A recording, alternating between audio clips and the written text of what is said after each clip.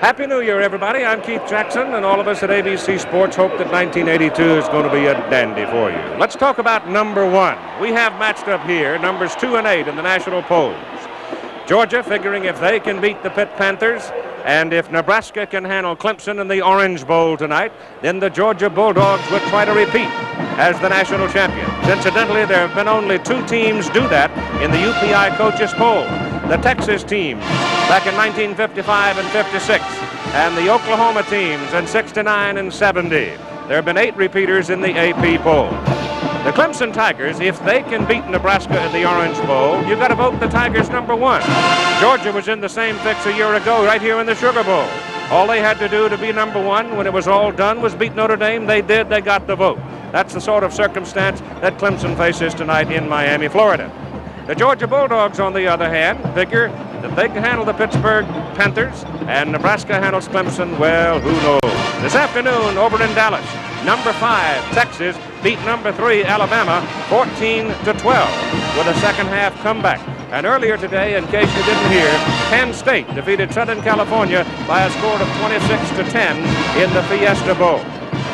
Right now, let's say Happy New Year to Coach Frank Broyles. With us is our analyst and commentator, and for all of his old friends around the country, he's promised that he will publish his real handicap.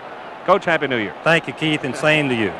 Let's talk about this Georgia football team now. We just saw Herschel Walker running the ball.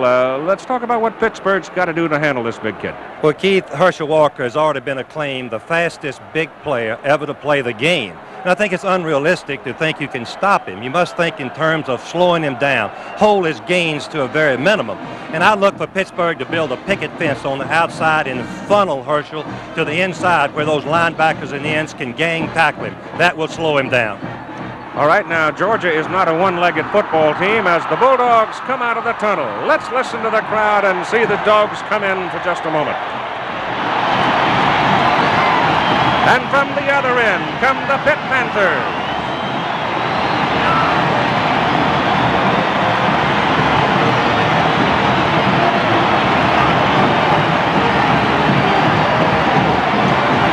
The Georgia record on the year, they stumbled one time, losing to Clemson 13-3. The Pitt Panthers stumbled only one time themselves. They stumbled at the very close of the year when they were trounced, and that's a fair word, trounced by Penn State 48-14. Now let's go back to the assessment of these 2 teams with Coach Frank Broyles. Georgia is not a one-legged football team. They have a quarterback, Buck Bellew, who had a marvelous year, and a wide receiver, Lindsey Scott, who had a dream year. Well, Keith, extraordinary football players, Herschel Walker, yes. I think Georgia's hopes rest in the passing of Buck Bellew. He's a winner. He started 29 football games for Georgia. They've won 27. The team has confidence in him. He has good escapability, a crisp arm, and if he can get the ball to Lindsey Scott, who has great speed, is a big playmaker, a good leaper, then Georgia has the best chance to win. All right, the Pittsburgh Panthers now live with the blade fundamentally. They throw the ball. They depend on that big fella at quarterback, Dan Marino. Well, Dan Marino is a brilliant quarterback. He has a strong arm. He can read the defenses. He's thrown for 34 touchdown passes. And, Keith, all coaches are in accord that a pass rush is paramount to a good pass defense. So Georgia must devise some method to pressure Marino, to get their hands up in the face, to make him throw hurry so their secondary can be close to him and maybe break up the pass or intercept it. If they don't, and Marino has plenty of time, it'll be a long day for the Bulldogs. Well, then Marino has been intercepted 21 times, which sort of tells me that he has a tendency to force that ball sometimes. He very definitely does. He has so much confidence in the velocity of the ball that he thinks he can throw the ball before the defensive backs can break on it. But he learned the lesson. He got a good education against Penn State, and I look for him to be very patient today. They've got running, too, at Pittsburgh. Well, I think that Pittsburgh needs to run the football for 2 reasons. One, Brian Thomas has rushed for over 1,000 yards. He can make yardage on his own. And secondly, if he can make yardage up the middle, Keith, this will slow down the Georgia rush and give Marino more time to select his receivers. Where's the edge in the kicking game, Frank? The edge goes with Georgia. They have an all-conference kicker, the freshman sensational Butler, and an outstanding punter. And if the defense has prevailed, Keith, then Georgia has a big edge. Okay. That's enough preamble. They flipped the coin. They're going to put it on the tee, and we're going to watch it with you in just a moment. All right, we're ready for the kickoff. The Georgia Bulldogs will receive it. There are two tailbacks who are back there. The tailbacks are Herschel Walker and Carney Norris. Norris is number 36. Walker is number 34. And Eric Schubert will kick it off for the Pitt Panthers, and we're ready to go. There is Schubert, number 1. Dave Hepler, the Pittsburgh Panther punter, busted a knee in the ball game against Penn State. He was not able to play in this one. The kickoff goes way back into the end zone where Herschel Walker will put it down. And so the Georgia Bulldogs will put it into play. First down at their own 20. And here are the Georgia starters in the backfield with Buck Ballou, the fine senior. He started 29 times. He's won 27. There's Herschel Walker. Most of you know the numbers on him. Here's one of the fine blocking backs in the country. Lindsey Scott, the young wide receiver we told you about with 42 receptions. Lon Buckler is an outstanding tight end. He had a big play in the ball game against the Florida Gators in Jacksonville earlier this season. All right, here comes Georgia now. Up out of the I formation, double wide to the left side from the 20.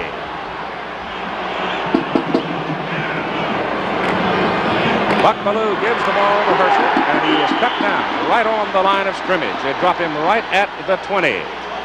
Now here are the offensive people up front for the Georgia Bulldogs. It's a little bit makeshift because some people are hurt. Warren Gray at 239 is a sophomore. James Brown at left guard, 245 sophomore. Radloff has to go to center. Wayne's 245-pounder. Winford Hood is at left guard, 240. The right tackle is Jimmy Harper. He is a sophomore at 270. And Norris Brown, 6'3", 215, is the tight end. It is second down and still 10 for Georgia. Ball again goes to Walker. Looks for a hole on the right side. Gets it out across the 25, close to the 26 before he is brought down. The Pittsburgh defense: Chris Dolman, Dave Pizzola, J.C. Pelusi, Bill Maas, Michael Woods, linebacker Sal Sunseri, Rick Cranack. The secondary lines up with Pappy Thomas, Tim Lewis, Dan Short, and Tom Flynn. Oh, pretty good. Probably see Pappy Lewis working against Lindsey Scott. Scott is now wide to the bottom of the picture. It is third down, they need 4. Buck Ballou's roll out to the left side, goes to the sideline, goes to Scott, gets him up at the 31. It is a first down for the Georgia Bulldogs. Lindsey Scott has caught 42 passes. He has great speed, and Pittsburgh is playing him man for man. The reason is that they were thinking the run, had the other man inside. Lewis, number 26, tackles him as he makes the first down, good for 5 yards. From the 31, the Bulldogs will go to work now. Buck Ballou last year against Notre Dame did not complete a pass until very late in the game. He had 1 completion in the Super Bowl a year ago. He's already tied that mark. Walker trying to get to the outside. This is where he gets most of his yards, but the Panthers pursue him well, and coming up out of the secondary, it's Tom Flynn, the free safety, number 5, to make the good play. Pittsburgh on that play turned Walker inside very quickly, much quicker than anybody has all season. Then Walker cut inside, back out, but the pursuit caught him before he could make any yardage.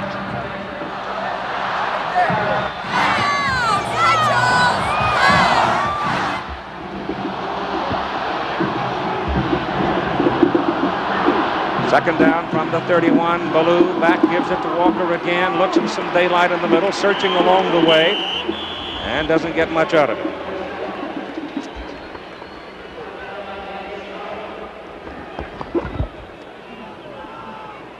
I think we should mention, as we look at Walker's numbers for this season, averaging only 4.9, but he does have 18 touchdowns. Georgia is 5th in the nation in rushing offense. Pittsburgh is number 1 in rushing defense. Ball is sitting right on the 34. It is third down. They need 7. They're double wide to the left side. They send Walker in motion to the tight side, and Ballou straight back, getting some heat. Gets it off over the middle. He has a man, and a penalty flag goes down as the pass is completed to Norris Brown, the tight end. They dragged him short, Frank, and he was wide open. A beautiful call by the Georgia coaches. It was a delay pattern, relatively safe, in that the tight end waited right on the line of scrimmage, let the linebacker sink deep. You can see pass interference against Pitt. It will be refused, I would think. No, they're going to take it. It's about deeper a yard downfield. It's a yard deeper than the reception. Right.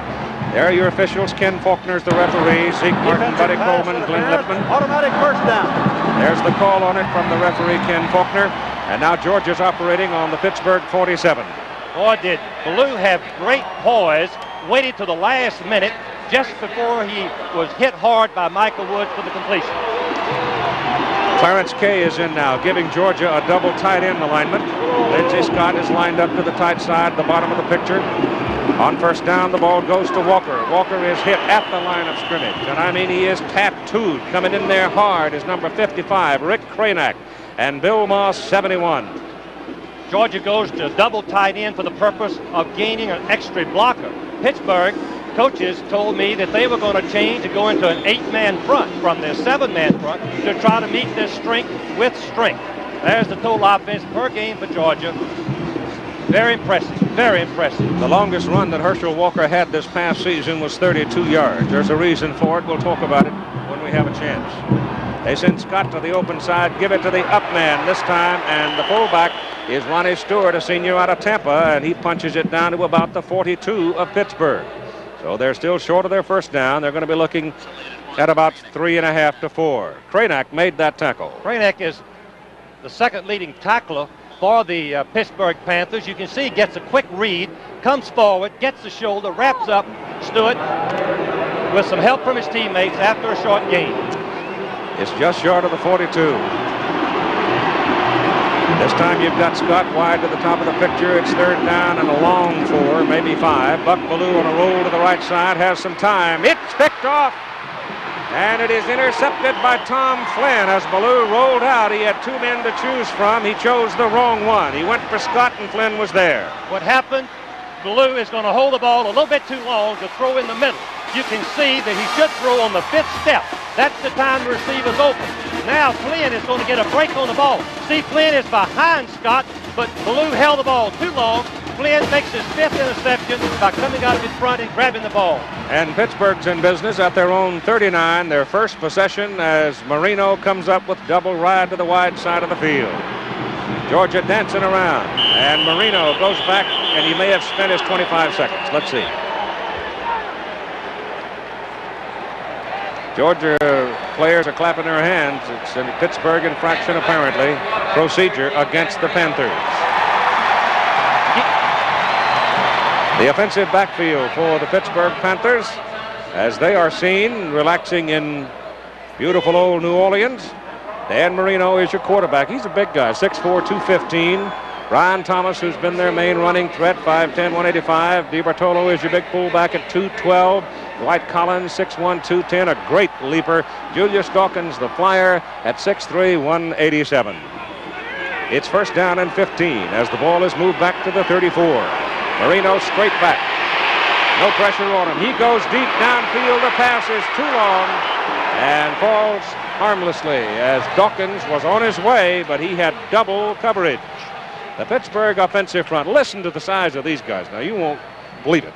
Jimbo Covert, 279, a junior. Rob Fava, 250, a guard.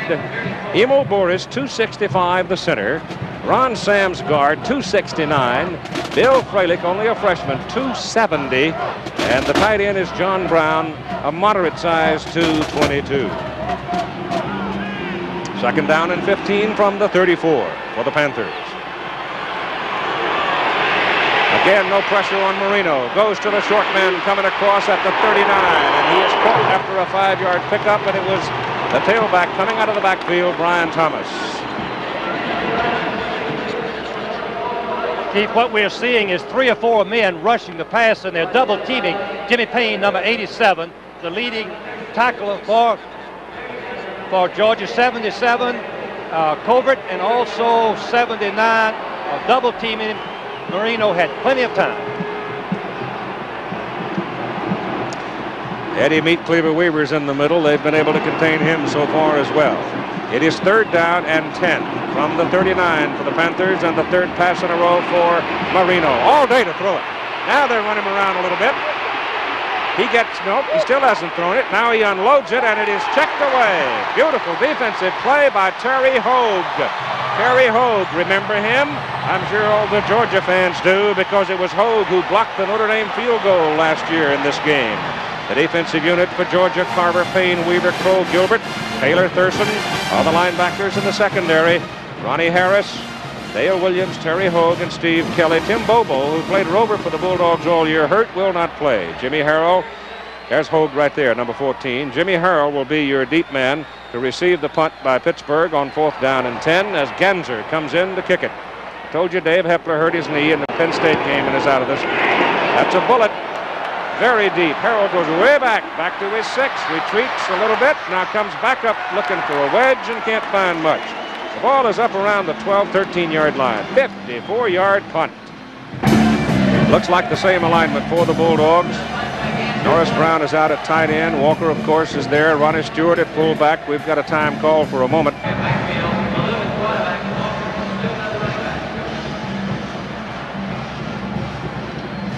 And Buck Ballou was on this side.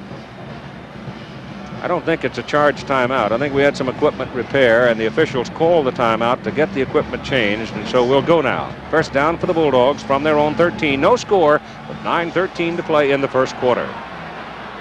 Over in the Cotton Bowl today, number 5 Texas beat number 3 Alabama 14-12. Number 1 Clemson's playing number 4 Nebraska tonight. Number 2 and number 8 matched up here. Walker trying to come to the left side. And the whole defensive flow for Pittsburgh is right at Herschel Walker. Pittsburgh defense has tremendous pursuit. They control the block and then go out the line of scrimmage, taking the proper angle, holding Walker to a short gain. As we look at Jackie Sherrill, who's developed already into one of the great offensive football coaches in America. What a record he's had at Pitt. The ball is at the 16, pickup of 3, second down and 7. Walker's carried 6 times, gained 12 yards so far.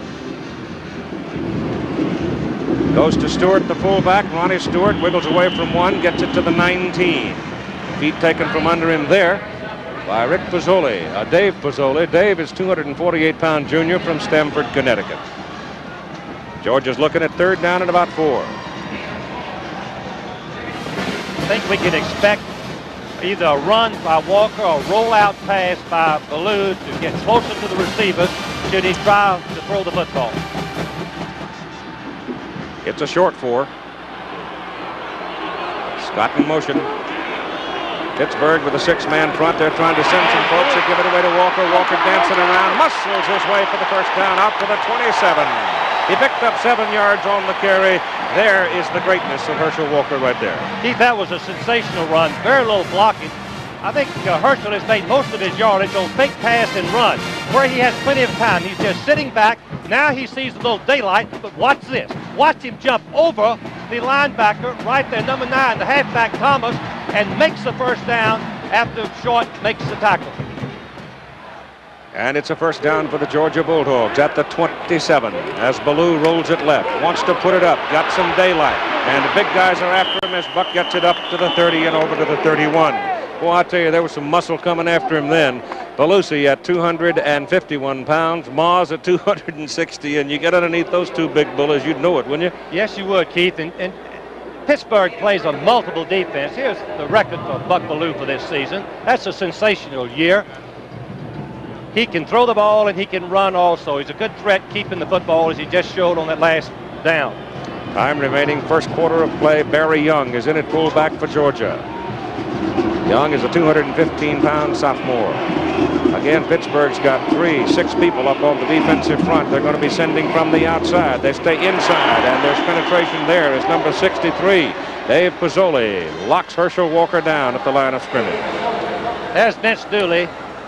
What a year he's had this year, and then last year, the national championship. One of the toughest things, Keith, I think, is to come back after a successful season, national championship, and have another great year. Vince has already established himself as one of the great coaches in America. Ben didn't think he was going to have that kind of year, though, after they gave it away to Clemson 9 times and got beat pretty early in the season. But you can win if you lose early. You can't win very often in the national polls if you lose late, like Pittsburgh did in the last game of the season. Ballou on a roll to the right side, looking, and he's got nobody to throw to. Ballou is dropped for a yard, for about a 4-yard loss, and it'll bring up a kicking down for the Georgia Bulldogs. Sal Sunseri, who is the leader of the Pittsburgh defense, came out there, finally ran him down. Here's the numbers for the Pitt defense. You can see how effective they've been. total defense, number 1. Rushing defense, number 1. Scoring defense, number 15. And they're a bunch of babies, most of them. Compared to the offensive line, they are, Keith. Very young. Broadway is in the punt. Broadway booms it out of there. That is a dandy. My goodness. Genza had a 54-yarder and good downfield coverage. Good coverage by Georgia as Tom Flynn took it and took 2 steps and down he went. Well, the Pittsburgh punter hit one for 54 yards. Jim Broadway just hit one for 53 yards, and we have no score here in the first quarter. We'll be right back. The football is located just short of the 26-yard line. The Panthers have it in their own territory. No score in the ball game at 5:27 to go in the first quarter. They've got double wide left, single man to the right. Room put the ball on the ground to Thomas. Thomas, the halfback or tailback, picked up about 3 yards as Nate Taylor came in to bring him down. In the Fiesta Bowl earlier today, Penn State jumped out big early and set on the USC Trojans 26-10, and it was a big day for Kurt Warner, as you can see, and the first game that Marcus Allen this year, 1981, has been held to under 100 yards. In the Cotton Bowl, Texas with a big comeback in the fourth quarter to beat Alabama 14-12. Second down and 7 for Pittsburgh. Marino stands up and throws to the sidelines and hits his man Thomas, and Thomas is cut down at the 35, close to the 36. That may be a Pitt first down. Dale Williams, the cornerback, came up to bring him down. In the Rose Bowl, it is now final. The Washington Huskies under Don James defeating Iowa 28-0. So I'm sure Hayden Fry and his Hawkeyes are disappointed over it. But never, ever underestimate Don James. I tell you, he has really done a coaching job out there in Seattle. He's one of the most complete football coaches in America. Kicking game, defense, and offense. As we see the Orange Bowl score in the first quarter, I'm told in Nebraska fumbled the first snap from center. Clemson recovered, got a field goal out of it. All Clemson has to do is win to be number 1. It's the first down of the ball game for the Panthers. The ball is at the 36. Double wide to the bottom of the picture. Give the ball to Thomas. Thomas runs it into the middle, gets a couple. There's a great matchup going on down in the middle of that line in the trenches between Boris of Pittsburgh and Eddie Weaver of Georgia. I know they're busting helmets. Well, that'd be an interesting thing to watch throughout the ball game, Keith, because Weaver weighs 285, as we saw Jackie Sherrill yelling something to his team from the sideline. And of course, Boris, the center, was a former tackle, moving in there, and he weighs about 280. Well, Weaver's in. I'm just looking in there to find him on this. I start talking about him, and I don't see him. He's not in there. Have a good holiday. They've substituted for the pass rush. Took 6 back in the ball game. Over the middle, short to Thomas. And Brian has a Pittsburgh first down as he gets the ball out to the 48. I think what Georgia's plans are to put fresh men in the ball game from time to time to keep good men rushing the pass. It wears you down, rushing the pass as deep as Marino drops, as you see what a sensational year Dan has had for the Panthers. Keeping fresh people in the ball game to rush the pass is very important, Keith. Now Weaver's back in there. At 3:25 to go in the first quarter and no score. Marino's 3 completions of the ball game have all been to Thomas, right side of the Panther line, jumps. Keith, what's happening? Georgia defense are disguising their alignment until Marino puts his hands under the center. Marino is looking around using audible, and Georgia is not showing him any defense that they're going to play. And once Marino puts his hands under the center, Georgia moves, and the offensive right guard, Sam, jumped offside. Offense, first down. I think Marino is one of the few quarterbacks I've seen not use the audibles with his hands under the center, making the defense line up. Let's see if we can tell this. Marino is not under the center. He's looking around. Now he goes under, and Georgia moves. Georgia's got a 4-man front right now. Behind the line of scrimmage, down goes Brian Thomas, back at the 40. And it was Jimmy Payne. Payne hasn't been able to get to the Pitt quarterback yet, but he sure did get a hold of Thomas there. number 87, Jimmy Payne, has the quickness and the speed, and he is the big playmaker on defense. The Georgia coaches feel when it's going really gets tough, he excels, and that's a perfect example of penetrating, tackling the ball carrier for a loss. It is back at the 41. Nickel defense in there for Georgia now on second down and long yardage. They've got to go down to the Georgia 42 to get a first down. So they're looking at 17. And Marino takes a deep drop. He hums it over the middle. He's got Dawkins out there, and Dawkins is surrounded by red shirts at the Georgia 45. When Dan Marino plants that back foot, he throws a rocket. Dawkins, number 80, has had 15 touchdown passes. All he's trying to do is get away from the linebacker. You can see that number 14, Hogue, was trying to cover him. It was a mismatch, and Dawkins shows a little running ability right here before Hogue comes back and makes the play. 14-yard pickup. They need just a little more than 3 for the first down. Third down and 3+. They go to Thomas. He's got a first down as he slashes to the Georgia 41. So now the Panthers are starting to make a little move. Joe Young, the offensive coordinator, told me that Brian Thomas has made the offense go. Before Thomas was moved into tailback in the third ball game, the offensive linemen were discouraged, Keith. They couldn't get any yardage, and they kind of lost their confidence. But once Thomas came in the ball game, making yards on his own as he did on that last play, they picked up, and they've been sensational all season. I think one of the things our viewers might like to do is sort of concentrate now. Keep your eye on the Pitt linemen for a bit and watch them in their pass blocking. They do not retreat block. Or they come up firing on pass blocking. Watch it. Those arms are pumping like pistons, and Marino with time hums it over the middle, and he hits John Brown, the tight end, and he goes for a first down at the Georgia 27. Watch the offensive linemen protect with their hands right at the line of scrimmage, and this is a big advantage for Marino because his vision is not impaired, and he just rifles the ball to Brown for the first down. John Brown's a tight end. Caught 37 passes this year. Gets in the open area, right in the seam, and the ball is right on the target. He catches, turns downfield. Kelly misses him. Finally, he's tackled. Ball is just inside the 28. The ninth play in this possession, it's Thomas. And Brian Thomas gets it to the 25 for about 2.5 before Tommy Thurston, a sophomore out of Jacksonville, Florida, brings him down. Keith, I'm a little bit surprised that Pittsburgh running wide on the first down. Their coaches told me that Georgia's the best defensive team playing against the runs east and west that they have faced in over 2 years. Georgia, if they have any weakness, is running right at them.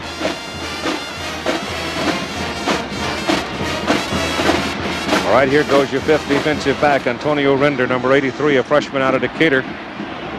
Three-man rush, Keith. Not going to put much pressure on Marino. Nope. On second down and 8. No chance. They swing it out to the fullback, DiBartolo. Penalty flag goes down as he gets to the 21. Dale Carver, defensive end, had dropped off in the sharp zone to make the play on him. Let's check the penalty.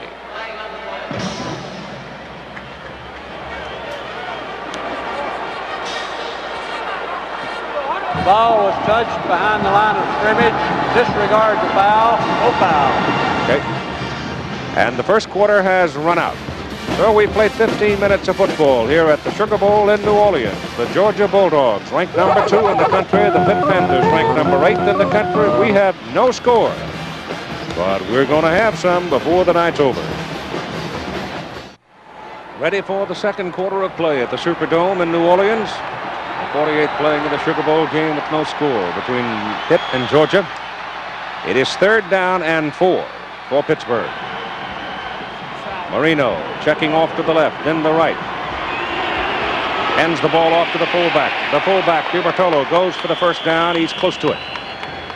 He's close to it. Bill Fralick, the big right tackle, the freshman, 270-pounder, was leading him. Here are the first quarter stats. Pittsburgh 4 first downs, Georgia 3. Just as we expected, Georgia leads in rushing. Pittsburgh in passing. Total yards, Pittsburgh. Offensive plays, Georgia. Time of possession, Georgia. One key factor, the turnover. Marino is 6 out of 8 in the first quarter for 52 yards, and he's been very patient, Keith. The measurement, I'll let you watch it, and you heard the roar while Frank was talking there from the Georgia crowd. It is a Pittsburgh first down. and the crowd reacting as the public address announcer gave the score out of the Orange Bowl, and that score is Nebraska 7, Clemson 3. One thing that Jackie Sherrill told me, that they learned a lesson going for the big play against Penn State, that they were going to be patient today, take whatever Georgia gave them. If it was short passes, they were going to throw and run for the extra yardage. It's a first down for the Panthers at the Georgia 17. Collins has come left with Dawkins. Marino going right to the sidelines on a timeout. I would think right here, Frank, that Marino is going over to talk to Jackie Sherrill about what Georgia's doing, because as he's checking off, then the Georgia defense is jumping around and they're not giving any kind of a set. So we've got a Pitt timeout.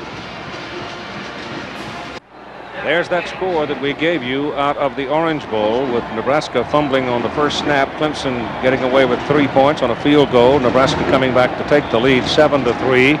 Georgia can handle Pittsburgh. They conceivably could win a national championship for the second year in a row if Nebraska can handle Clemson. Of course, that's a big if, and right now Georgia's biggest problem is handling Pittsburgh. The Panthers setting a timeout. Looked like he had a check off there as Marino goes back to throw, throws to the sidelines. Georgia defensive man fell down, but as he went down, he was able to get a hold. Steve Kelly it is. He got Dawkins by the leg, and he only got about 1 yard on the play. Marino now 7 out of 9 for 54 yards. He's hit 6 in a row. He has not hit a big one yet. Second down.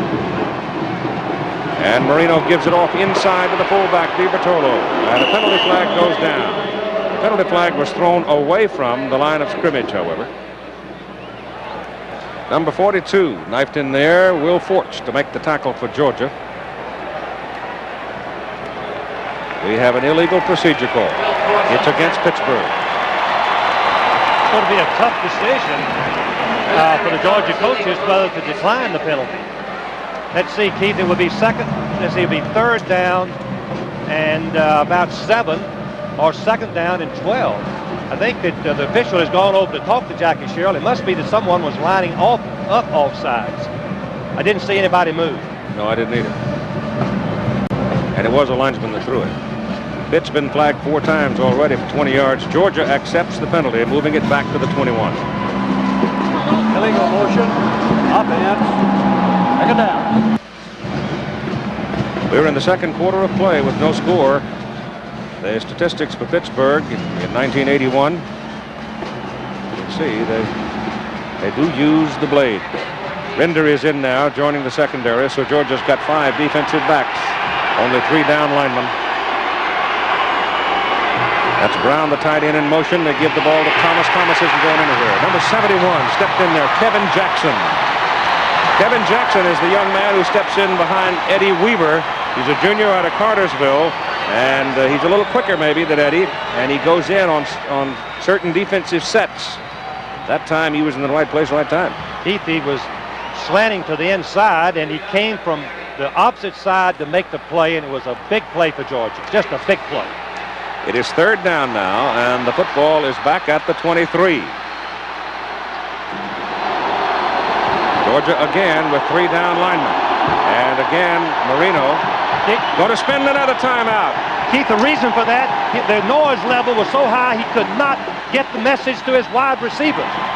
He wanted to change the play, and he couldn't get the words to the receiver. And under those circumstances, he is not entitled to help from the official, because he had them flanked so far out, there was no way in the world that they could hear him. And so Pittsburgh has 1 timeout remaining in the first half with 12:36 to play.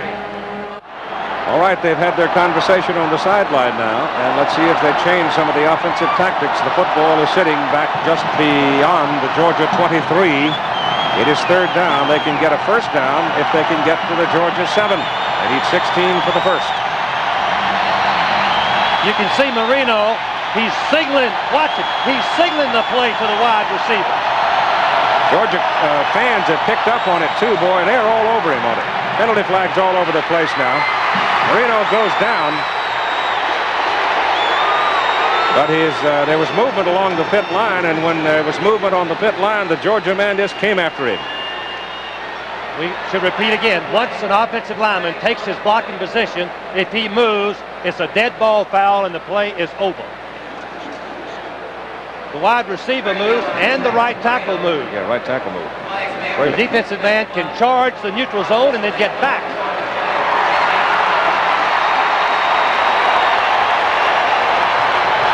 5 flags on Pittsburgh now. 5 times they've been flagged, and all of one of them, I think, has been a procedure call. He's very definitely, Jackie Sherrill is complaining to the official, Buddy Coleman of the Southwest Conference, that the noise level should be lowered by the referee to prevent the quarterback, to allow the quarterback, I should say, to hear call his signals and his teammates hear it. Yeah, but what are your parameters now? If you come up there, let's listen to the call. This procedure. If you come up and send a man 30 yards away from you, what are the parameters on calling for help? Keith, I think that's a good point. I don't think you have to allow that wide receiver to hear. I think the men close by are the only ones that the rule would affect. Georgia has a 3-man rush, defending with 8. Now Faulkner steps in. This has got to shake you up a little bit, though, Frank. You're down there knocking on the door, and now you're backing up the wrong way. Very definitely, as we look at Jackie Sherrill, he is disturbed. The Georgia players are telling their fans to quieten down because Georgia can be assessed a penalty if they aren't quiet. That woke up Vince Dooley, though, didn't it? Yes, it did. Vince is, I bet you anything that Vince is saying, now look, they're sending a man 30 yards from the snap of the ball. What are you doing? Well, it's up to the judgment of the referee. The referee alone makes that decision. It isn't made by the quarterback of the offensive team by just backing away. All right, let's see if we can get one off now. The ball has been moved back to beyond the 28. So they need 21 yards for their first down. No score in the ball game. Again, they've got a man way wide. Georgia again is rushing just 3 men. Marino's going to get a little heat this time. He gets outside of it, throws it short. He's got DiBartolo out there. He's going to go for a first down, close to it. They got him at about the 8. He had flooded that zone over there, and with Collins wide, he had taken a good deal of the coverage with him, leaving the fullback open coming out of the backfield. Keith, I think it's a little bit short of a first down. It's a 20-yard gain. It's going to be 4th and 1. Let's see what Jackie Sherrill wants to do. I believe on the last play, Georgia's secondary busted the coverage. No one covered DiBartolo, the fullback. But the other factor to remember, too, they're going to go, is that Georgia really didn't get any pressure on Marino again. It is 4th down and about a yard at the Georgia 8. Marino's trying to give the signals. Going to throw it. He looked at Dawkins. He fell down. Throws in the end zone. No! It is knocked away. The Bulldogs had held. Dale Williams knocked it down. He looked at Dawkins in the corner, and Julius fell down. That took him out of the pattern. He had to come back to the deep man, and it was almost but not quite. Dwight Collins, number 32, is one of the sensational football players that Pitt has as wide receiver. He runs a 4-3. Dale Williams played some last year, number 9. Watch it all the way. The struggle, because Marino has plenty of time. But watch this arm. Watch him get his left arm in front and deflect the ball. That's a sensational play by Dale Williams, number 9, to prevent the touchdown as we see it. A happy young man. And Georgia takes over on its 8. They dodged the bullet right there. They had that ball for 13 plays and came away empty. Herschel Walker across the 10, out to the 12. Pittsburgh had the ball for 13 plays, 8 minutes and 50 seconds. They're down on the 8 and don't score. Well, Keith, we can only say that a passing team has difficulty in putting the ball into the end zone when they get close, because the defense has less yardage to cover, less area to cover, and it makes it tough. And Williams just made a sensational play to prevent the touchdown.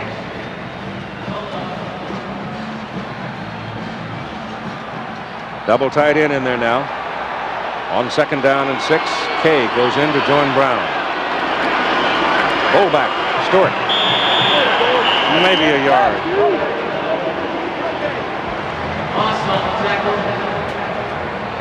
He banged right into Pelusi and Mars. 7-3 Clemson, first quarter, trailing Nebraska as the number 1 team got out in front 3-0. But then Nebraska came back to score the touchdown and take the lead. But Georgia right now is totally preoccupied. They can't be concerned about what's going on down in Miami. Well, when you're on your own 10-yard line against the Pittsburgh defense, you got problems. You betcha. On 3rd down and 5. Ballou gives to Walker. Walker to their 15, maybe short of the first down. Bulldogs have got to kick it away. That'll bring in Jim Broadway. Michael Woods and Bill Moss stop Walker. Georgia very desperately needed to make a first down to keep possession of football. They need to keep their defense off the field. I'm sure the Georgia defense after that 13-play drive a little bit tired. They didn't make it. Good defense by Pittsburgh.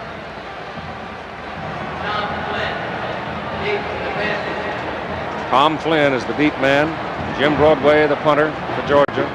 Flynn standing back on his own 45. Broadway gets it out. It's a pretty good kick. Back to the 42 goes Flynn. Fumble. Georgia's got it.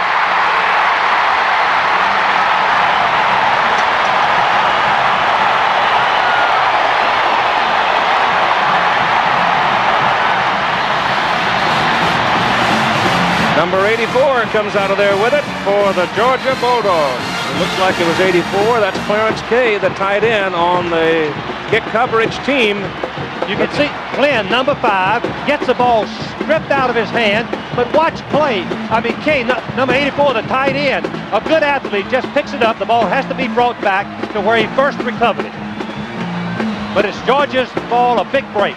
He went down, looked like right on that ball, and about 9 people hit on top of him, and it looks like he's hurt his rib cage. It's first down for the Bulldogs. The ball is on the Georgia 49. Big break for them. And Ballou gives to Walker, and Walker is buried back on the 45. That's the second time in a ball game that Herschel has been hit for a loss. He's carried 11 times, gained only 23 yards. Right side of the Georgia line moved. Number 75, Jimmy Harper, the right tackle, moved 1 count too soon. Keith, one thing that's concerned me, and I'm sure Vince Dooley, as we look at the total yards so far in the ball game, is Georgia's inexperienced offensive line. Believe it or not, they have 4 sophomores starting. That's Clarence Kay, the one who recovered the fumble. 4 sophomores and 1 junior playing against the Pittsburgh defense that is first in the nation against the rush and first in the nation in total defense. That's a tough assignment for a group of young sophomores. Ball is put down back at the Georgia 42. Oh, they're looking at second down at about 17. Send Scott in motion. Ballou back. Has some time. Now he's going to run for some yardage, and he's going to get some. And he's out of bounds at about the Pittsburgh 46. Ballou this year has become a scrambler. Last year he didn't want to keep the football. This year he has more confidence. George Hafner, the quarterback coach, offensive coordinator, deserves a great deal of credit for bringing along Buck Ballou as a scrambler and a more consistent passer. Last year, 49% completion. This year, 60%. They're looking at 3rd and 5. From the Pitt 46. The 5-man front up there defensively for the Panthers. Ballou back. Gets his pass over the middle. The pass is complete to Walker. Shakes off 2 men. 3 men. Inside the 15. Nope, stepped on the chalk at the 15. 31-yard gallop by Walker. Herschel Walker is an incredible football player. The fastest big man ever to play the game at any level. But watch this. This is something that Georgia added against Florida. A short pass over the line of scrimmage. Now watch this. Watch him attack the blocker. The tackler. He just breaks the tackle. Now another one Pittsburgh player comes up.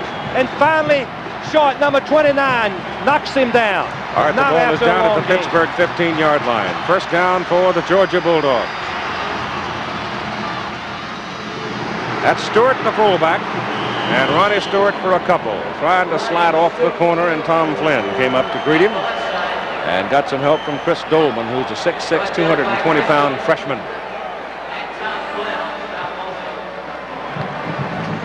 The first guy that hit him back there, Walker, on the previous play was Sunseri first and then Cranack, and he shook both the linebackers right off of him. And Sunseri is an All-American football player. Well, we'll talk more about Herschel Walker. Herschel Walker, one of the most incredible football players I have ever seen play. Second down and 8 from the Panther 13. Ballou gives to Walker. Penalty flags all over the field. Walker trying to get around the corner, get outside. He does, but not a lot there. He's down to about the 8, but let's see about the penalty. Keith, while we're setting up the penalty, I want to discuss that Georgia has changed all of their blocking schemes to accommodate Walker. It's going to be a Pittsburgh penalty. By that, I mean the offensive linemen do not go downfield. If the play is called to the right, the left side stays in and block because Walker runs anywhere across the line that he wants to. He seldom runs where the play was designed. The last play was a perfect illustration. The play was designed to go over the middle. Walker outruns everybody to the boundary by bouncing outside.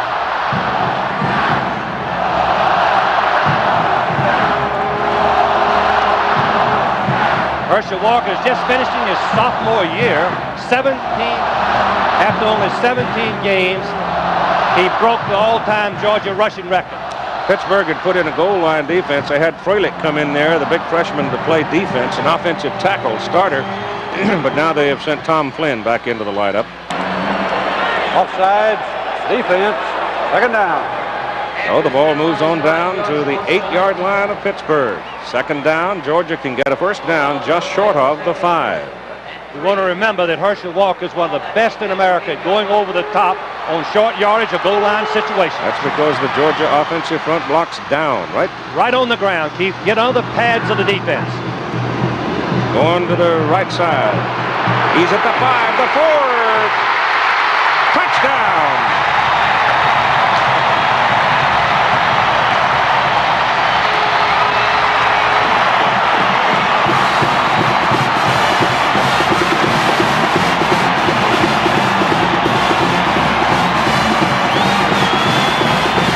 The viewers to watch the sense of timing that Herschel Walker has. He's going for the boundary, but watch him hesitate right here. He hesitates.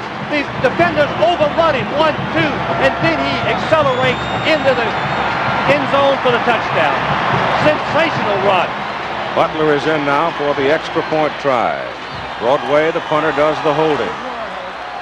And Kevin Butler trying to give Georgia a 7-0 lead. Great effort by the Panthers coming over the top to block it. They can't get to it. The kick is good. Georgia recovering the Panther fumble when it looked like it was going to be Pittsburgh to get on the board first. Georgia recovers the fumble, takes it 51 yards in 5 plays, and takes the lead 7-0 with 7:18 to play in the first half. All right, Georgia Bulldogs, the numbers on their drive there. Pittsburgh waiting to receive the kickoff. Butler has kicked off 70 times this year. Only 50 have not been returned. Only 20 have been brought out of there. That's Marlon McIntyre, number 3, the deep man.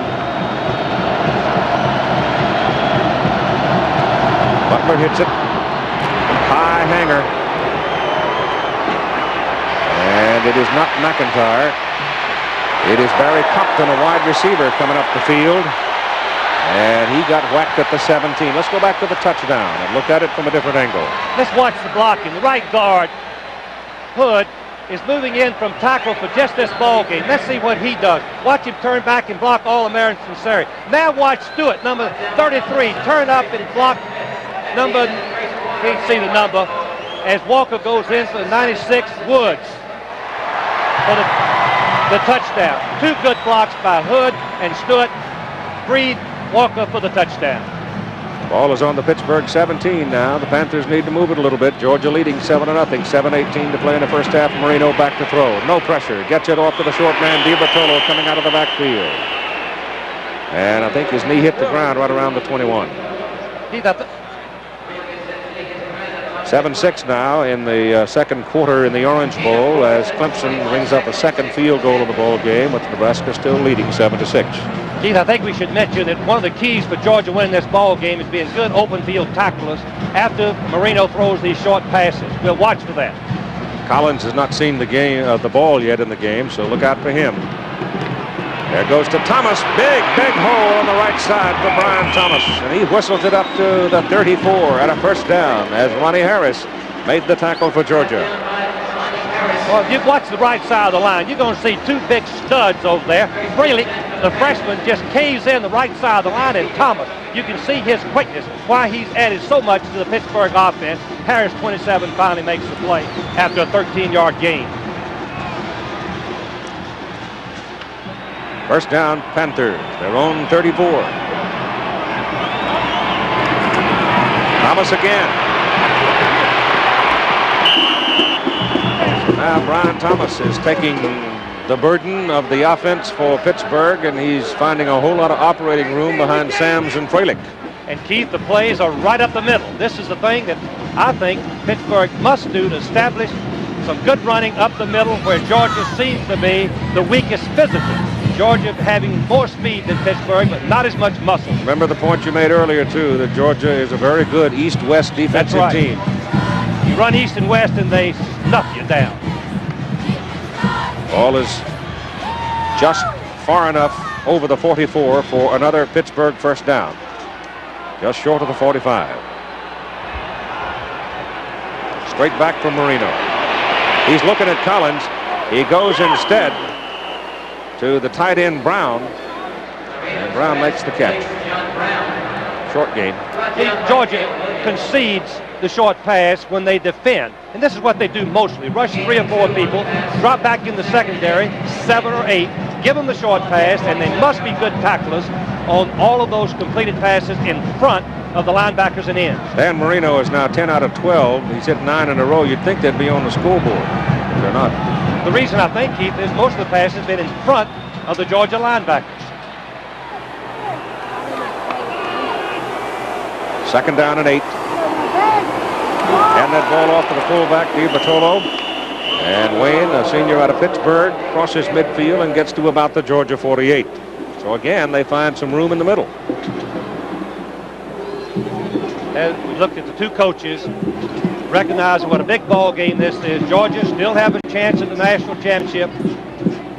Jackie Sherrill trying to come back and redeem themselves from the Penn State football game.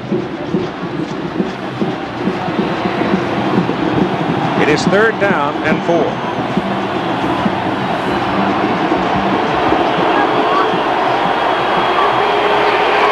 Short. Thomas caught from behind, tripped up, but he has a first down as he reaches the Georgia 38. And it was Tommy Thurston that got him by the shoe tops as he went by. Keith, what we are seeing is Georgia double covering the wide receivers. Collins with 6 touchdown passes, Dawkins with 15. Both of them run a 4.40 or 4.3. Double cover those, make them take the short passes up the middle, see if they'll be patient.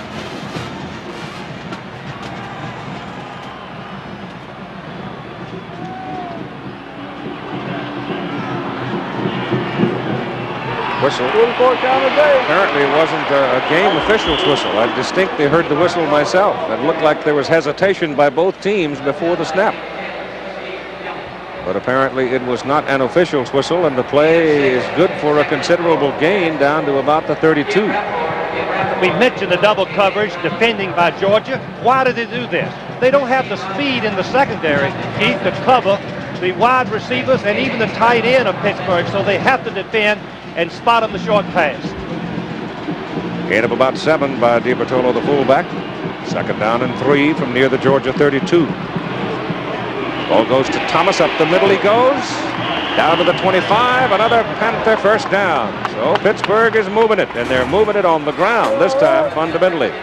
Jackie Sherrill told me that his offensive line has been just as effective blocking for the run as they have for the pass. Marino has only been sacked 7 times during the entire season. We are seeing right now what Jackie meant. Good surge forward by the offensive line of Pittsburgh. Lord, they're big enough. I don't think I've ever seen an offensive line as big as Pittsburgh. First down, Panthers, just short of the Georgia 25. Marino straight back. Loops it to Brown. It is incomplete. Got his hands on it. Good try by the big tight end. A junior out of Lower Burrell, Pennsylvania. Keith, we talked earlier about forcing Marino to throw early. This is the first time Georgia rushed 5 people. Marino had to throw early before the pattern developed. As we look at the Sugar Bowl, has produced 4 national champions in the last 5 years, and they might just produce another national champion today, as Nebraska is leading Clemson in the Orange Bowl 7-6. And Alabama was defeated today. Texas Longhorns ranked number 5, Alabama ranked number 3. Of course, if Georgia and Clemson should both lose, then look out for the Longhorns. They might get the number 1 vote. Marino getting some pressure, setting up a screen for Thomas. Thomas is caught from behind and dropped for a loss back at the 30.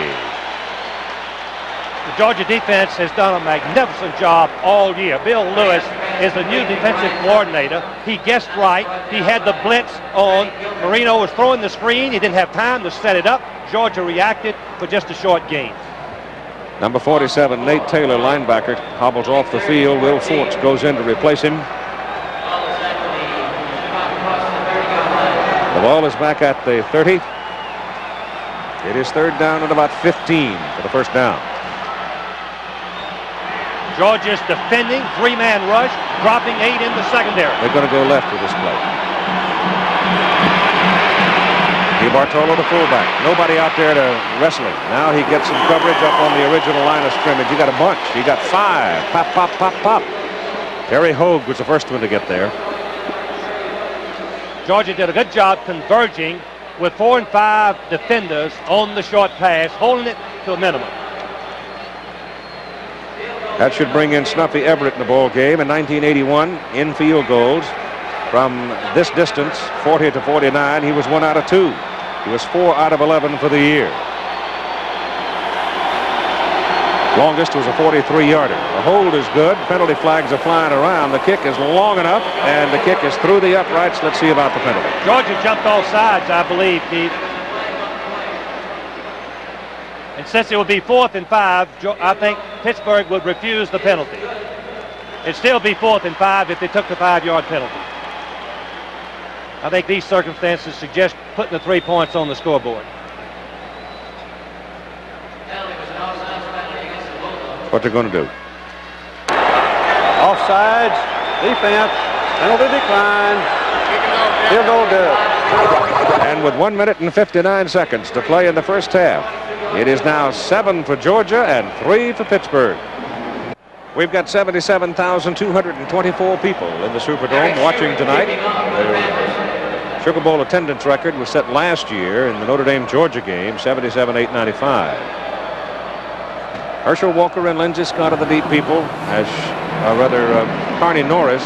That ball is just hammered. Walker takes it way back in the end zone.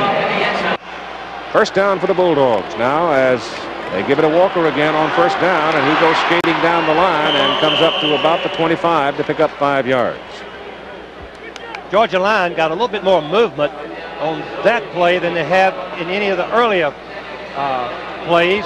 But Keith, we were talking during the timeout, Georgia's going to have to throw the ball. Whether they will right now with only a minute 38 left on the clock, I think they'll be content just to run the clock out, going in at halftime with a 7-3 lead. But the second half, they will have to throw more. One of the things I'm surprised to see is Joe Happy is in the ball game now at center. He's had a bad back. He couldn't hardly walk, but I guess he's been begging the coaches to play, and he's a sure-handed center. They don't want any mistakes. Here's a pass. The ball is... it is caught by Walker. Ballou, the quarterback, was hammered, and Walker was standing there trying to block for him and made the catch, and Ballou is very slow to get up. Chris Dolman, number 56, just leveled Ballou. It would have been an incomplete forward pass, I think. Now watch the play here. It looked like Ballou's arm was coming forward. Dolman is number 56. He's a freshman. He is 6'6", great speed. Watch him right here. He gets right in the face of Ballou. The ball just comes out of his hand. Walker, number 34, catches it very alertly, takes off with it for an 11-yard gain. It's a look what I found. First down for Georgia up on the 36. Look at it again. Herschel's in the middle there trying to block. From the left of your screen, You can see Dolman. He is big, 6'6". All right, back to the live action. It goes to Walker, trying to get around. He isn't going anywhere. Pittsburgh read it just right. Nick Braden over there. The penalty flag goes down. Look out. Dave Fazuli piled on. The referee dropped the flag for a 15-yard penalty. Number 63 was a little bit eager. Put his headgear on the back of Walker. That's kind of like butting a tree, though. But Walker was down. He was vulnerable. Personal foul. So that's a major penalty against the Panthers. Walker had lost 7 yards on the play. Dead ball. Personal foul. Defense. Let's watch it again. Walker is just hemmed up. You can see that, as we talked about earlier, Pittsburgh is not going to let Georgia get outside. Watch 63 right here. Take his right fist and drive it right onto the headgear of Walker. Definite foul, no question about it. 44-yard line, 2nd down and 2.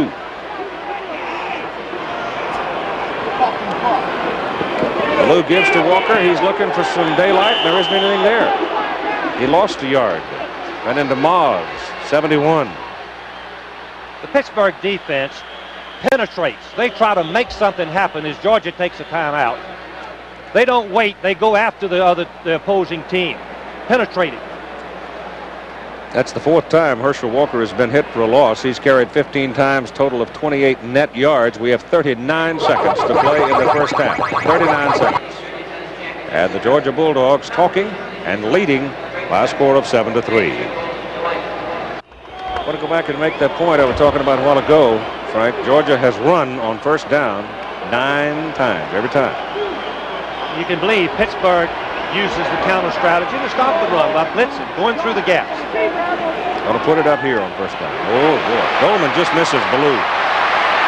He gets it off. It's up for grabs. That's got...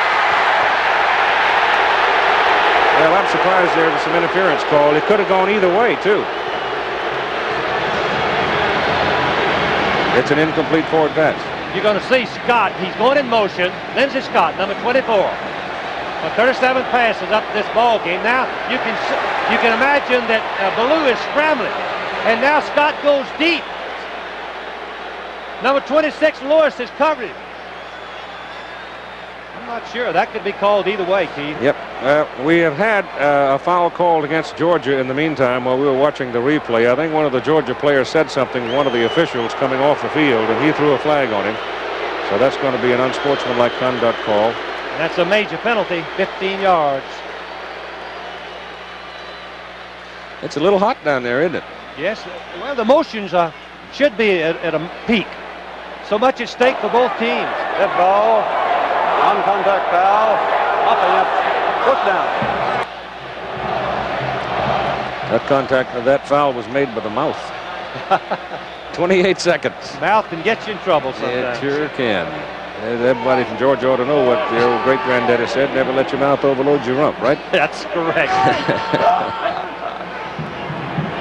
Jim Broadway getting some pressure. Gets it out of there. And no roughing on him. And Pittsburgh takes it on a fair catch call back at the 36 by Tom Flynn. 36-yard net on the punt. 22 seconds to play in the first half. Pittsburgh now with one more chance before the halftime. All right, it's 7-3 ball game for Georgia. The Pitt Panthers. Now the scoreboard shows 2 timeouts remaining. Mike Swanson and I don't agree with that, because we definitely saw Pittsburgh call 2 timeouts, but we'll have to wait and see whether or not the officials absorbed one because of the controversy over the noise. And the Georgia crowd, which outnumbers the Pitt crowd here, they're not helping Dan Marino at all, are they? And there's penetration by Georgia. It looked as if Pitt man must have moved a little bit on this side. That would be Jimbo Covert, the left tackle, if that's the case. That's the case, Keith. He was trying to set back to block Freddie Gilbert. So it's a dead ball foul. That's 8 flags on Pittsburgh for 64 yards. And watch the left tackle. He steps back. Once he takes his position, he has to be frozen until the ball is snapped. If he moves, it's a penalty. Dead ball. False start. Offense. First down. I do believe that's at least 5 procedure calls on Pitt, if not 6. Remember the championship game between Alabama and Penn State when Bear Bryant was complaining, had so many offside penalties. Yep. The noise level in this arena is so bad for the quarterback. That's DiBartolo, the fullback, running it up the middle. And you've got 15 ticks remaining on the clock as the ball reaches the 40. That should be, and they've called timeout now. Will that be the last one? That's the question. Only 15 seconds to play.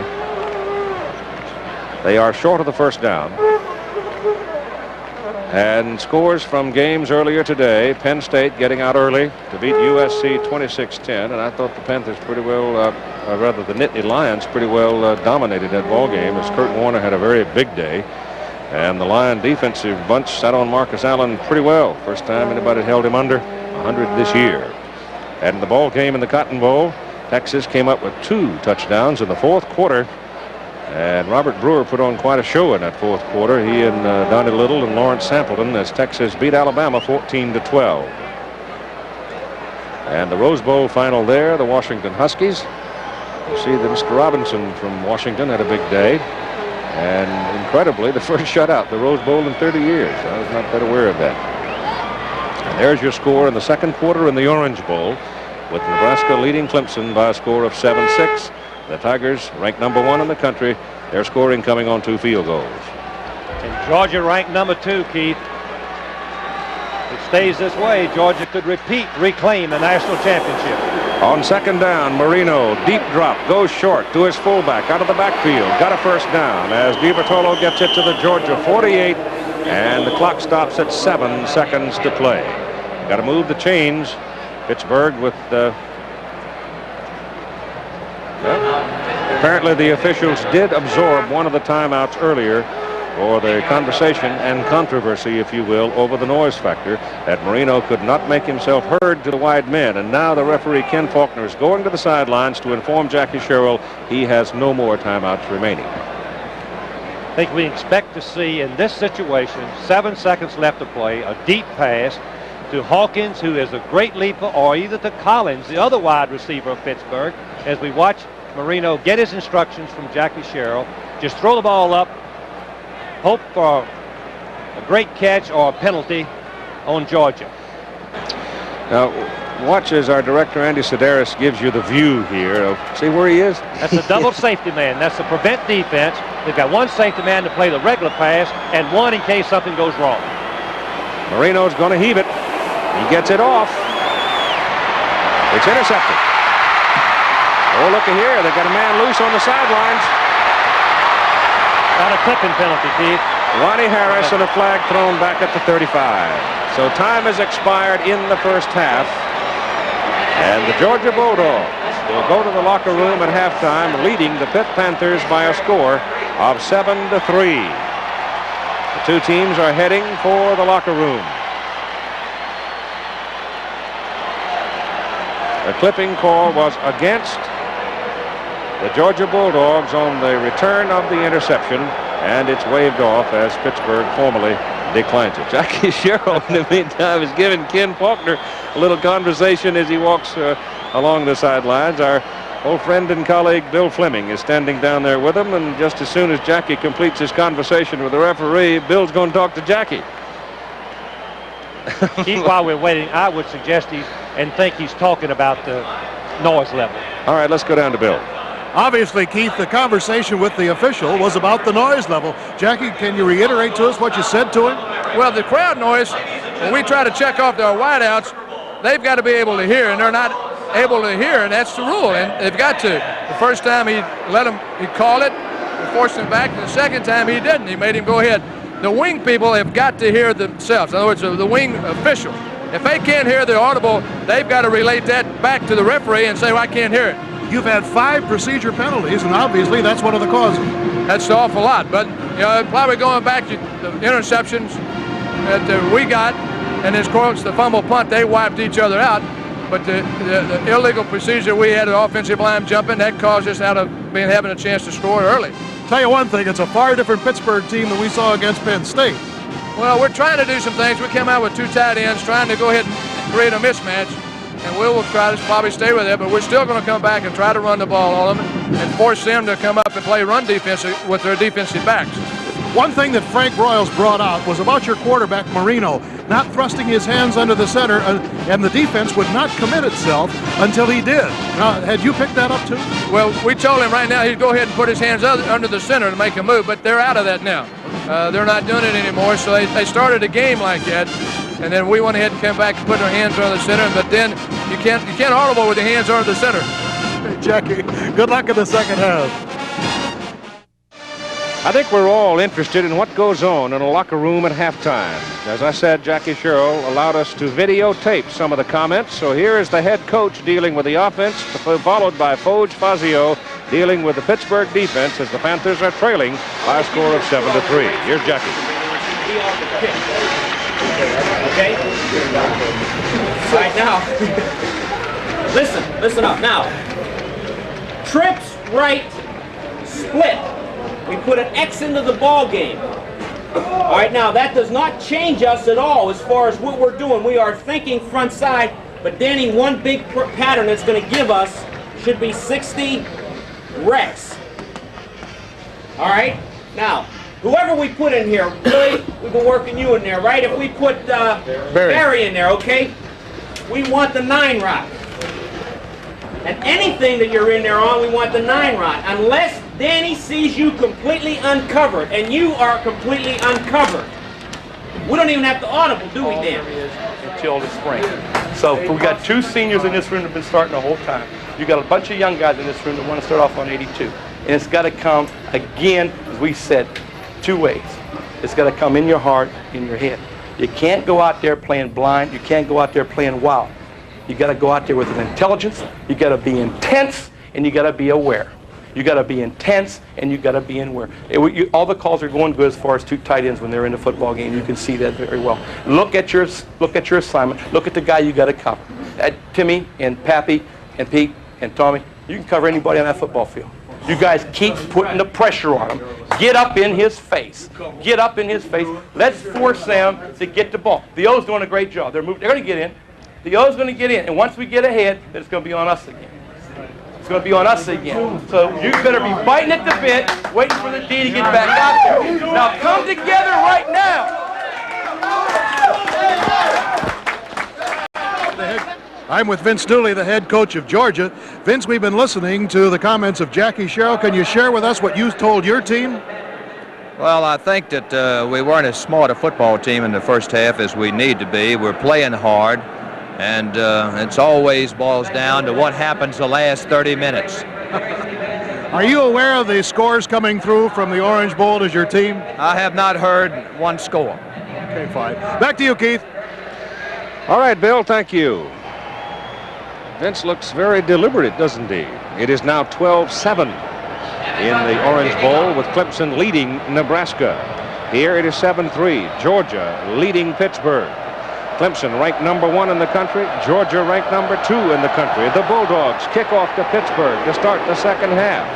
And dropping deep is Marlon McIntyre to touch it down to the end zone. And the Pitt Panthers will start out moving from left to right from their own 20.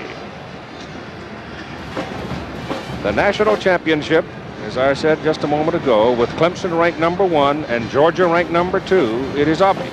If Clemson wins in the Orange Bowl, the Tigers have to be voted number 1. They'll be the only Division 1A team that is 12-0. If they should lose and Georgia should win, the Bulldogs then figure to repeat as the national champion. In a nutshell, that's it, because Alabama, number 3, was defeated today by Texas. Marino sets him up with DiBertolo and Thomas behind him, and on the first play of the second half, it is Thomas running hard over the left side, spinning away and getting about 6, maybe 7 yards. The offensive alignment, Marino the quarterback, Thomas just carried the ball. DiBertolo had a big first half now. Bertolo had a very fine first half. Collins and Dawkins were pretty much shut out in the first half. The offensive front is Corbett, Feda, Boris, Sams, Froelich, and Brown. Brown was also a prime target in the first half for Marino as Georgia's defense took away his prominent receivers in the wide position, Dawkins and Collins. Second down and about 3 for Pittsburgh from their own 27. They go back to Thomas. Thomas can't find anything up the middle as Georgia stacked it there, but he skitters outside and goes to the 31 for a first down. The defensive unit for the Georgia Bulldogs. Let's take a look at the big guys. Dale Carver at end is 215-pound junior. Jimmy Payne, 243-pound junior. Eddie Weaver is a 270-pound senior. Tim Crow, a 232-pound junior. And Freddie Gilbert, a 225-pound sophomore. First down for the Panthers. The ball is on the 31. Thomas now at 51 yards on 11 carries in the ball game. And Marino back to throw his first pass of the second half. He again has to go short to his fullback, who had come out on the delay and just standing out there all by himself, and Georgia has not covered that play yet in the game. The Georgia secondary and linebackers are these. Nate Taylor is a 198-pound junior. Tommy Thurston is a 215-pound sophomore. Ronnie Harris, a 180-pound junior. Dale Williams, big play in the first half, 168-pound senior. Steve Kelly, the center fielder, 173-pound senior. And Terry Hogue started the ball game, a sophomore at 196 pounds. He's the only Texan on the ball club. On second down, they go inside. And the Georgia defense finds him pretty quickly. He picked up 1 yard. The first half numbers. The second quarter belonged to Pittsburgh. They've gone ahead of Georgia in every category. 9 first downs to 6, leading in yardage, passing, total yards, offensive plays, and time of possession. The extra turnover was meaningless the last play of the half. Pittsburgh in 14 first down plays. They've thrown 7 times. They've run 7 times. If you're looking for tendencies in the ball game, they're leaving you guessing right now. Third down and 1. It's Thomas. Gets away from one-man Hogue, and then he is thrown out of bounds as he picks up the first down up around the 44. Normally, Pittsburgh is a passing football team, but as Jackie Sherrill said at halftime, they were going to start with 2 tight ends, run the ball right at Georgia. That's what they've done so far. Brian Thomas making a beautiful cut, play designed inside, breaking outside for the first down. Thomas is picking up steam, Frank. He's run for 46 yards the last 6 times he's carried it. He looks very good. He's very quick. He knows how to find the open. He's got good eyes, Keith. Get first down, 44-yard line. First down, they'll throw it this time. Marino hangs it high, throws for Collins. It's too long. You can see that Kelly, number 23, was back there with pitch number 32. Dwight Collins. Collins was hurt during much of the season, but he is a fierce weapon. Collins was a running back in high school, one of the most sought-after high school players in the state of Pennsylvania. He has 4.3 speed and great leaping ability. He's caught 6 touchdown passes, although he's played sparingly during the season. Second down and 10. Collins is out of there right now, and Barry Compton comes in. Double wide, bottom of the picture. You see him there. Marino looks at him, goes the other way, and he hits the tight end, Brown. And John Brown, a 6'4", 222-pound junior, makes the catch. This last pass is a classic example of Marino. Let's see if he plants his right foot, because he throws a bullet. He gets that right foot and watch the ball take off. Very little time for the defensive backs to break on it. Completion, 12 yards to Brown, the tight end. Well, Brown is 222 pounds, and Dale Williams, who made the tackle, weighs only 168. Bit of a mismatch. And it's another first down for the Panthers. The ball is now at the Georgia 44. And the fullback, Batola. And look at him rumble down to the 30. And the Panthers come out blowing in the second half. Still in their 2 tight end offense, meaning that they put an extra blocker to make Georgia square up the defense. Running back to the short side, you can see there's nobody there. DeBartella makes Williams, number 9, miss him. Finally, Taylor slows him down a little bit. Hogue, 14, makes the tackle. Not before a 14-yard gain. Right on the Georgia 30. Bulldogs leading 7-3, and the defense being tested to start the second half. Straight back goes Marino. Still no pressure on him. Over the middle, Dawkins! Touchdown, Panthers!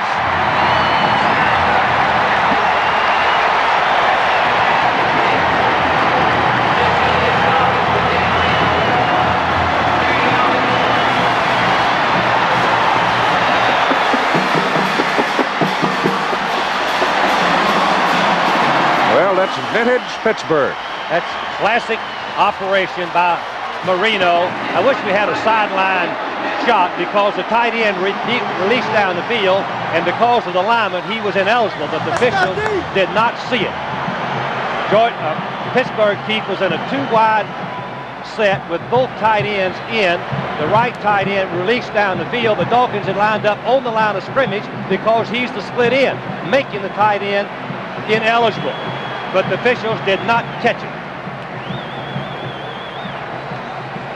All right, we're ready to go now for the extra point. Scuffy Everett's in to kick it.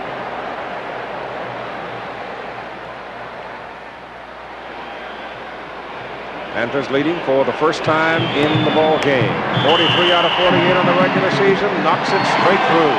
And Pittsburgh has taken the lead over the Georgia Bulldogs by a score of 10-7 as they march it 80 yards, and here's the payoff. Watch Marino plant that right foot, and when he does, watch the velocity. What a classic drop-back passer. The ball is right on target. The Dawkins, number 80, that's his 16th touchdown pass of the season. Now Georgia has really been tested. You can see the lineman on Dawkins was lined up on the line of scrimmage. He's going to run a quick post, and the ball is right on target. Georgia does not have a safety man. If the ball is thrown quickly enough, Dawkins is free, open before Kelly, number 23, the safety can move back in and make the play. You can see that Pittsburgh has great respect for Jimmy Payne, number 87. The leading sack player for Georgia. They double team him with Fralick, number 79. He weighs 280, and then the guard, Sada, picks him up. And here's the kickoff as it is accepted by Carney Norris in the end zone. He comes out with it, comes to the 20, comes to the 22. And that's where Georgia will have the ball first down at their own 22. Here are the big people up front defensively for the Pitt Panthers. They're not quite as big as the offensive guys. Chris Dolman, we told you about, the 6'6" freshman. Pozzoli weighs in at 248 at tackle. Pelusi at 251 middle guard. Bill Maws had a good first half at 260-pound sophomore. Michael Woods, defensive end from Natchez, Mississippi. All right, ball is on the 22, first down Georgia. And the left side of the Georgia line was moving on it. Looked to me like Warren Gray and James Brown both might have been moving. I know that Gray was.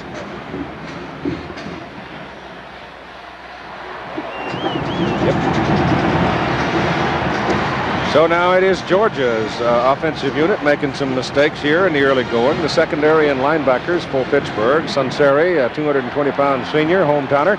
Cranack is another Pennsylvanian at 216 pounds. Pappy Thomas, that's Pascagoula, Mississippi. He's from Lewis, weighs in at 195. Dan Short comes in at 204, and Tom Flynn 194. Their secondary is made up of big people. And Georgia busts the snap again.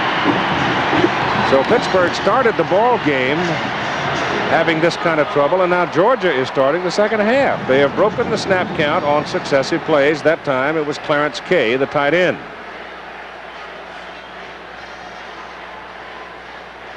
Keith, I have heard of and seen where the tight end cannot even hear the quarterback in an arena like this. In a closed dome, he has to look to the inside and watch for the ball to be snapped.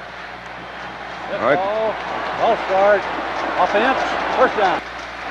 Now Georgia's in serious trouble. First and 20. Yep. The ball is back on the 12. Pittsburgh has taken the lead 10-7 on an 80-yard touchdown march. A 30-yard scoring strike from Marino to Dawkins. And Ballou puts it up in the air. Going to the sideline. Scott's there. Caught it. Up at the 40. Was he inbounds? No, Keith, he was outside. I thought he was. This was the same pass that Penn State threw against Pittsburgh for 2 touchdowns. The cornerback, Lewis, jumped on the out and up, but you can see he learned his lesson. He's running right with Scott. Scott's out of bounds. So it goes. That's the first time in a ball game, Frank, that they have thrown on first down. Yes, it's the first. You can see that number 9, Thomas, is right with him. He didn't jump the out pattern enough to allow the touchdown. So it's second down and 20 from the 12. Walker got some daylight. Herschel is up to around the 25. So as they spot it,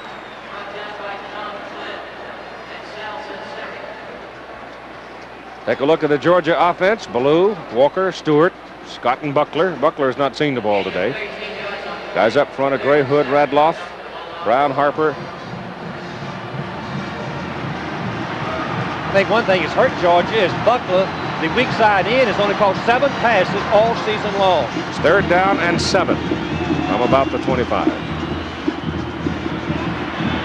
Blues passes away over the middle. Oh, my goodness, it's almost picked off. Flynn had it right on the numbers and didn't come up with it. I mean, he stepped right in front of Buckler and had it and might have scored, but he didn't hang on.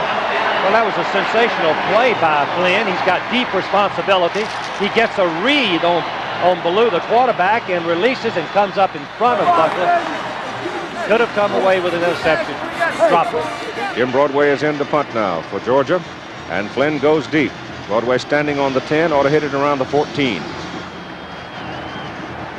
And Pittsburgh's got 9 white shirts up there. Nope, now they start to peel off a little bit. They get some outside pressure, though. The punt is out. Pretty good hanger. Flynn coming over, waves his arm for a fair catch. And that's what it'll be, back around the 32-33. 42-yard punt with no return. 10:56 to play in the 3rd quarter. And the Pittsburgh Panthers are leading the Georgia Bulldogs by a score of 10-7. Well, I think the burden of proof now has shifted, Frank, over to the Georgia defense, because the Panthers come out in their first possession of the second half and stick it in the end zone from 80 yards. They've now got the ball at their own 33. It's put-up time, I believe, for the Georgia defense. The Georgia defense continues to defend and give Marino all the time in the world on his passing. As he goes under center, they jump around, reset themselves, and they get Brian Thomas behind the line of scrimmage, and it's done by big Jimmy Payne. Here's a look at him doing his thing. Jimmy Payne is 6'5", but his main asset happens to be his quick feet and his quickness. And you can see him right here take on the blocker and then come up and tackle Thomas for the loss. Just an outstanding play. Jimmy Payne, all conference, both last year and this for Georgia. Loss of about 2, 2nd down, 12. Ball back near the 31. Here's Marino giving his signals, his audible to the wide people. Georgia had set themselves, however, this time, and Marino back to throw it. Well, that's the first time Georgia has been able to fight its way through and make a tackle on Marino behind the line of scrimmage. Freddie Gilbert will get credit for it. And the reason that Marino delayed on it, he looked right, looked left, and tried to look back to the right, and by then the Bulldogs had hand-fought their way through the blocking. Let's watch number 61, Weaver. You can see the hand blocking. This is the new rule in college. Look at the right offensive guard. Look at the hands go out. This is what the rules makers have done to help the offense in the passing game. Look at the hands out in front. For 95 years, the rule was the offense couldn't use the hands. Now they can use them like that. Isn't that some picture by our cameraman? That illustrates it perfectly. Ball is back on the 25.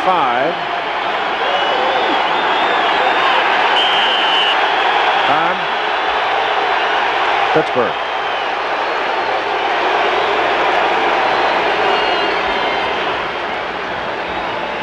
.9:23 to go in the 3rd quarter. Who is that charged to? Pittsburgh or Georgia? Okay, our score is 10-7. And the Panthers talking, and we've got a timeout. A couple of young Georgia fans there.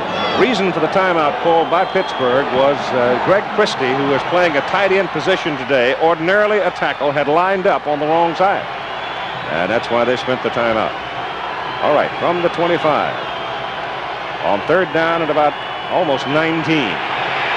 Marino going to put it up. Penalty flag down. Throws for Brown. The pass is incomplete.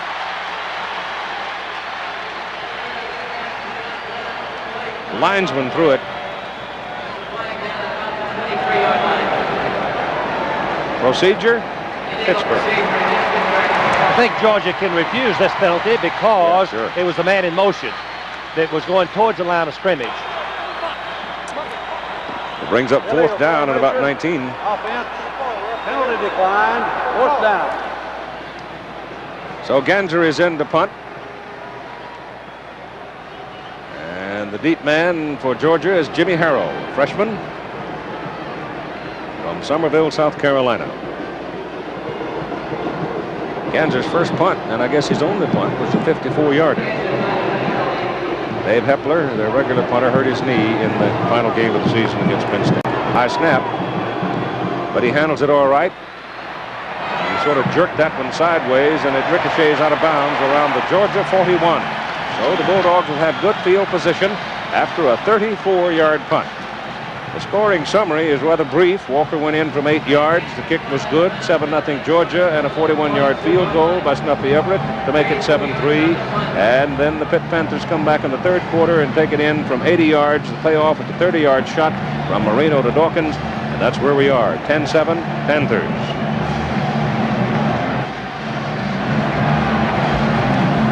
That number 8's a key man right here. They have thrown the ball one time on first down in the whole game. He's going to put it up this time. There's no pressure on him. Now there's some heat, and they get him behind the line of scrimmage as Bill Moss, who's having a heck of a ball game for the Panthers, defensive tackle, big sophomore from Newtown Square, Pennsylvania, makes the tackle. That's the second sack of the Georgia quarterback, -6 yards on the 2 tackles, and the ball is on the 49. It'll be second down and a 39, second down and 12. Herschel's been pretty quiet so far today. Pittsburgh defense is very effective, crashing across and holding Walker inside. They've now rotated their defense and moved Dolman, the big pass man, to this side as Ballou goes straight back, and they're after him. He gets it off short. The pass is complete to the tight end, and Norris Brown takes it up to about the 46 before his feet are taken from under him. They are short of the first down, but they've certainly increased their possibilities on third down. Well, it was a sensational play, really, for Ballou just to get the pass off. You can see Pelusi, number 52, is coming right through, and Ballou has to shuffle up a little bit, and then he just throws off balance right across to Brown. Brown's a good receiver, good speed. He makes a good move and leaves Georgia just short of the first down by 4 yards. At the 47.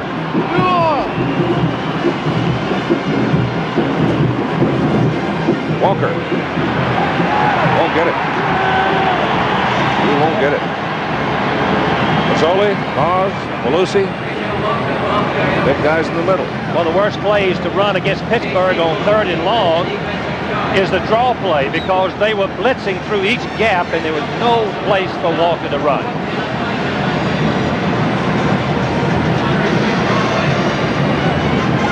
That's the 5th time in a ball game that Walker has been held to minus yardage. Broadway to punt. Glenn is deep.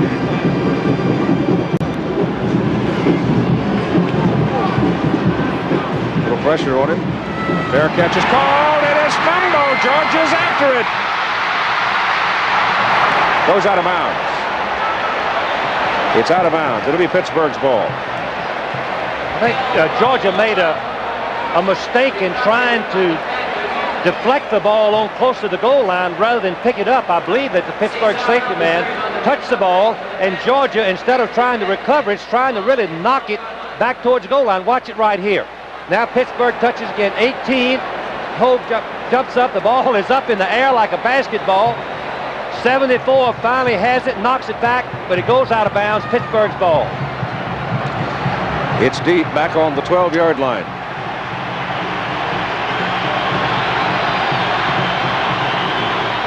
Thomas, fumble.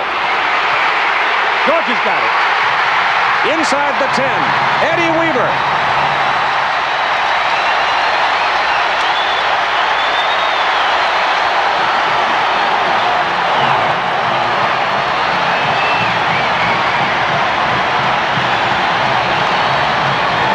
Let's watch it again. It's faulty ball handling. A pitch back to Thomas. He takes his eyes off the ball. He dribbles it, and Weaver comes in behind number 61, falls on it, and Georgia's got a great opportunity. Right on the 10. First and goal to go on the 10. They cannot get a first down unless they score. The ball sitting square in the middle of it, sitting right on the 10-yard line. That's Stewart in motion. Ballou to Walker. Outside for the corner. It's a foot race. Touchdown.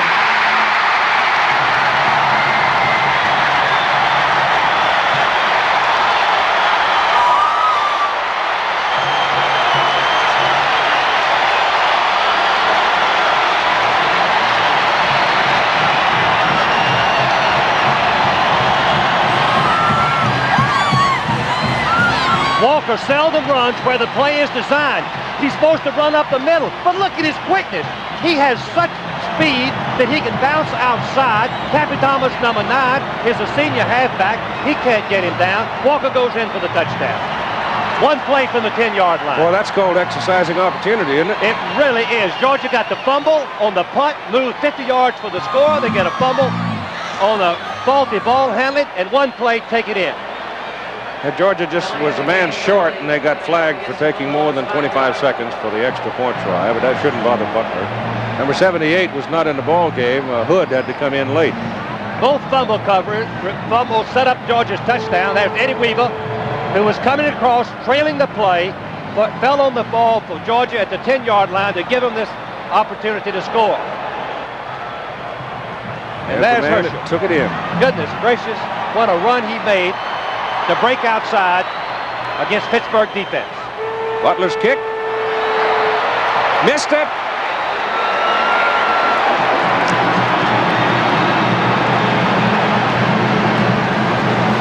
I'll tell you, Butler's squawking because he felt there was some roughing as the Panthers came piling through.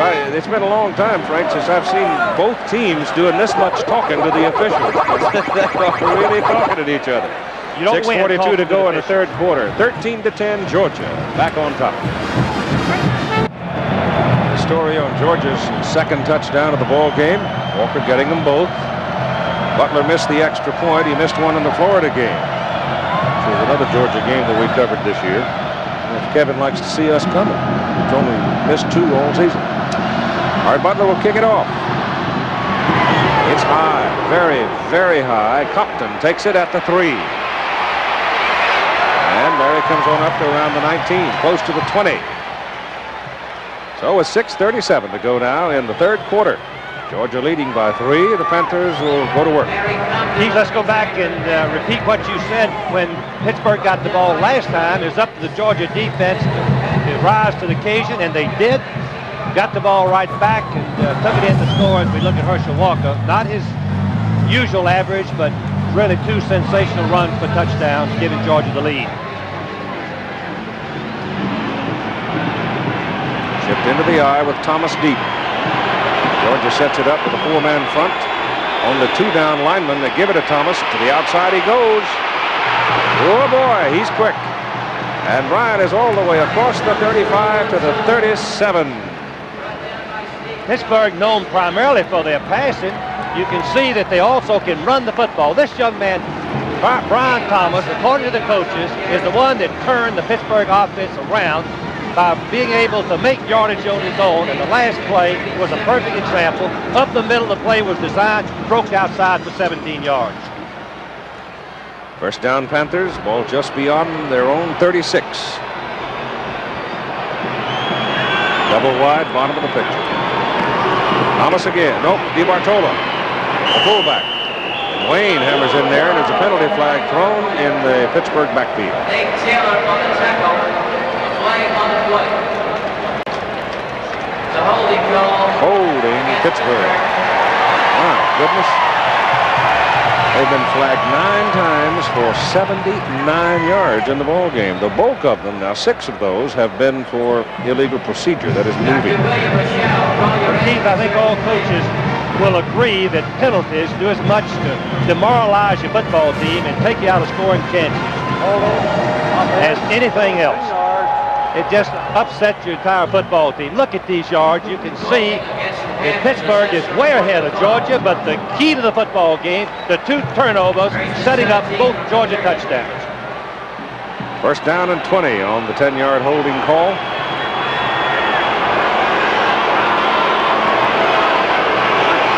It's Brown, the tight end, in motion. They give it on the draw to the fullback, DiBartola.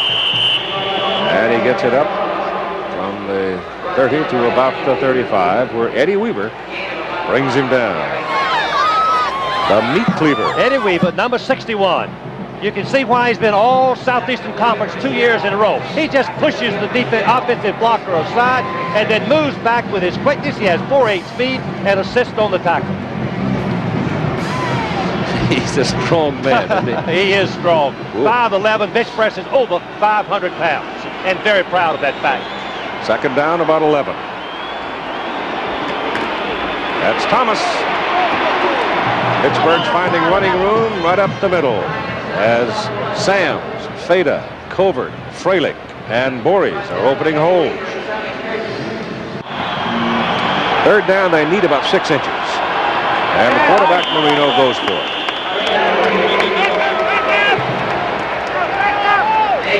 He's obviously got it behind the offensive line surge. The Pittsburgh line is so big, Keith, it's impossible for them to block low. They block similar to Southern Cal, block up high, try to mash the opposing defensive linemen and just lock on and stay on and work their feet. Do a great job of it. First down from the Pitt 47. Georgia's leading 13-10 with 4:45 to play in the third quarter. Clemson is leading Nebraska starting the second half 12-7. Marino shoots it to the sideline, hits his tailback Thomas. Ryan Thomas looks to me like far enough downfield to claim another first down for the Panthers around the Georgia 42. Once again, Marino has plenty of time to look downfield, see his coverage, and then throw to the secondary receiver, Thomas, out of the backfield, making the first down. The Georgia people have only pressured Marino really one time, Frank. That was on a screen pass when their quickness was able to sort of mess it up on him. I think we can look for some blitzes coming up. I think they've got to do something to disrupt his timing. The man on the right side of the Pitt line moved. That's number 79, Bill Freilich. Saw his shoulders bob up and down. He's not hard to see. He's 6'5" and 280 pounds, freshman tackle. He didn't move his hands. He just kind of bobbed.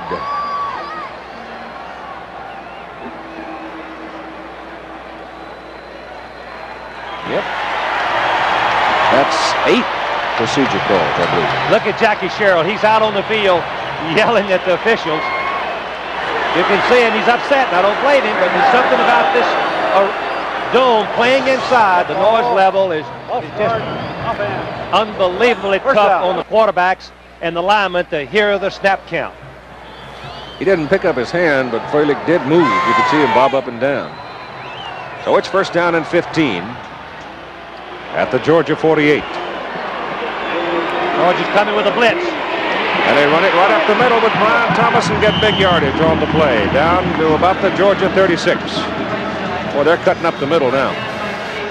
That's a little counter play with Ron Feda, who's the left guard, pulling and trapping out Jimmy Payne. It had a nice hole, and Thomas shows exactly how he runs north and south.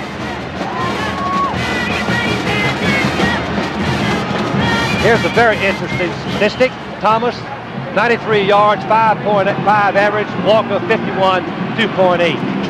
Walker has 2 touchdowns. Ball.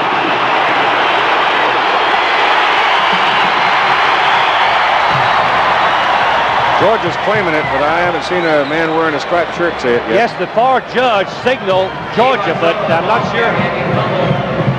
Yep, there it is. That is the 3rd fumble and the 4th turnover for the Pitt Panthers. Covert's down there still debating it with Tim Crow. Terry Hogue. Hogue's underneath it. Number 14. This young man has not played in a football game since the first quarter of Kentucky. He's had an injury. Let's see what happens. Well, Crow strips it out of him. Tim Crow is number 91. Let's see his 91. right arm. Right there. His left arm right there. Strips the ball right out. And then I believe Gilbert, number 90, is the one that recovers it. Hogue, we'll never know it from this view. Hogue came up with it. Yes, that's right. I guess. So Terry Hogue, who's playing with a huge calcium deposit on a bruised right leg, I'm surprised the youngster's out there, but he, as a freshman last year, remember, blocked the Notre Dame field goal. The Texan is making himself known, isn't he? First down, Georgia. The ball is on their own 35 as the Panthers fumble it away. Pass thrown out, complete to Ronnie Stewart, the fullback, coming upfield across the 40. So Ronnie Stewart gets into the offensive flow of things. The play is good. And a penalty flag. Happy Thomas hit the Georgia player in the face. I'm not sure whether it'll be a double foul, but Thomas definitely hit the Georgia player with his left hand in the face. Right over to the left of the screen if we... A little shoving going on, and Thomas just up and hit him right in the face with his left hand.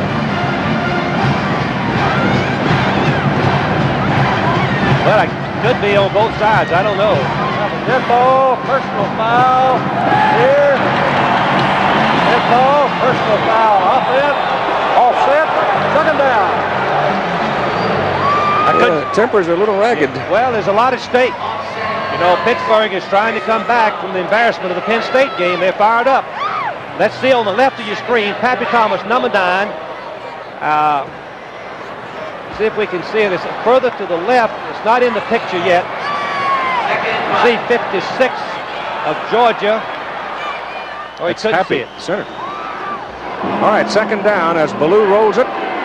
Sets up. Gets out of there. Fumble. Picked up. No. Pittsburgh gets the ball. Pittsburgh's got it. And penalty flags are thrown downfield, stopping the play. Sunseri finally came up with the ball. Once again, the college rule, you cannot advance the fumble by the opposing team.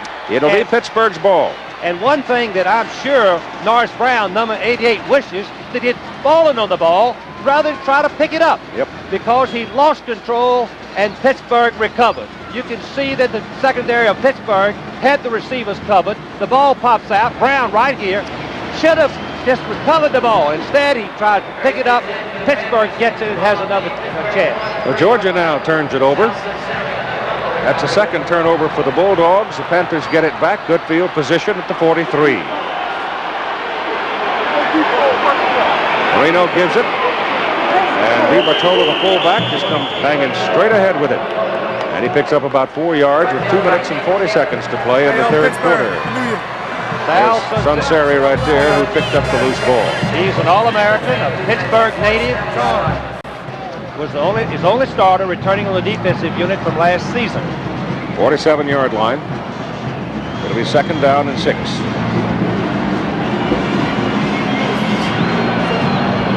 Dawkins comes wide to the right. Double wide to the top of the picture. Marino's going to put it up. Goes short. Man, did he have it? No. Incomplete forward pass. Terry Hogue came up and really nailed Brian Thomas. That is what the backfield coach will say is a good searcher. I know that Bill Lewis, coaching the secondary, always yelled when he coached for me, search him, search him. A little short pass. If you look at Bill Lewis, give instructions to the defense. That was an excellent play, knocking the ball loose. Third down and 6. Hogue is out, and Darrell Jones, a sophomore, has gone in to play that position now. And so has Antonio Render, so they got 5 defensive backs in there. And Georgia defending again with 3 men rushing. Marino runs it up the middle and goes for a first down. So a quarterback draw is good for a Pittsburgh first down just over the Georgia 45. Why would the quarterback draw work so effectively? Georgia with a 3-man rush, rushing them in to the outside, leaving the nose man Weaver the only man to stop the run. They double team Weaver. Marino makes the first down. Less than 2 minutes to play now as we just passed the 2-minute mark in the third quarter. 13-10 Georgia in the Sugar Bowl, 12-7 Clemson over Nebraska in the Orange Bowl. They're in the third quarter as well. First down for Pittsburgh. Here's Brian Thomas with the ball. And Thomas is going to get 4 yards on that carry down to the 41. Joe Crimmins made the play. He is from Eustis, Florida. Big defensive tackle. I've been very impressed with Brian Thomas, number 44, with his ability to see the blocking. He's got 97 yards. Against University of Georgia, which is only allowed during the season an average of 82 yards per game rushing. 83. Second down and 6 from the 41 of Georgia.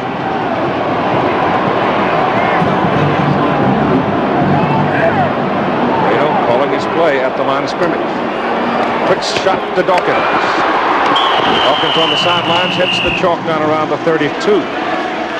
That'll be a first down for the Panthers.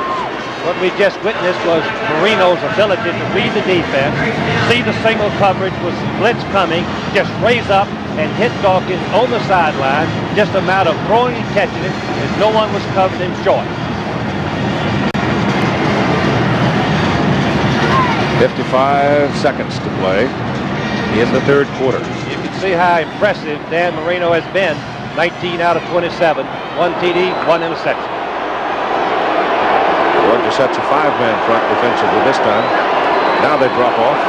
Penalty flags are down. DiBartola bangs it in there to about the 28. John Brown may be the guilty party for Pittsburgh, and it may very well be another procedure call, and if it is, that'll be number 8. Offside. Who tight end cannot get a procedure call, Keith? That's right. He had to be offside, wouldn't he? He would be offside.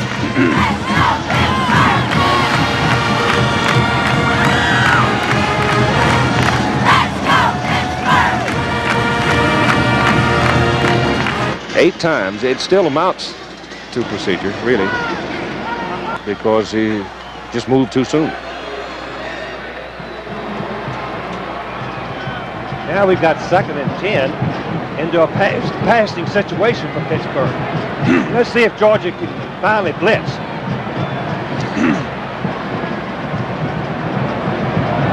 That'll be 1st and 15. Offside, offhead, first down. Well, Keith, he penalized from the where the play stopped, and instead of bringing the ball back. Referee had to make that adjustment. Pittsburgh has made 10 first downs in this quarter to 1 for Georgia.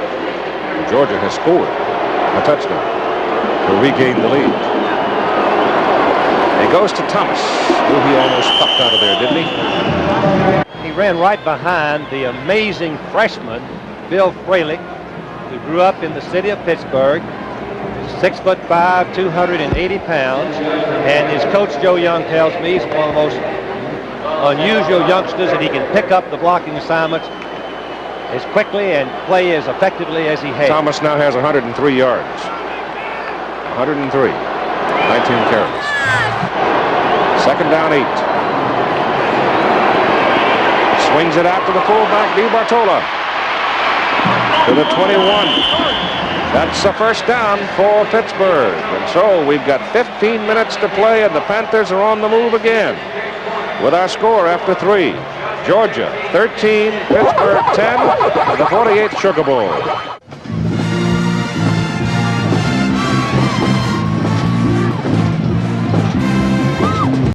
He looks like that guy was running up and down my hall last night.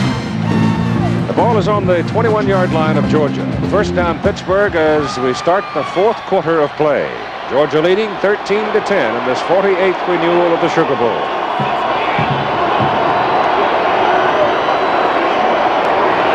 Marino caught, throws it away. You're going to flag him for that? They are not.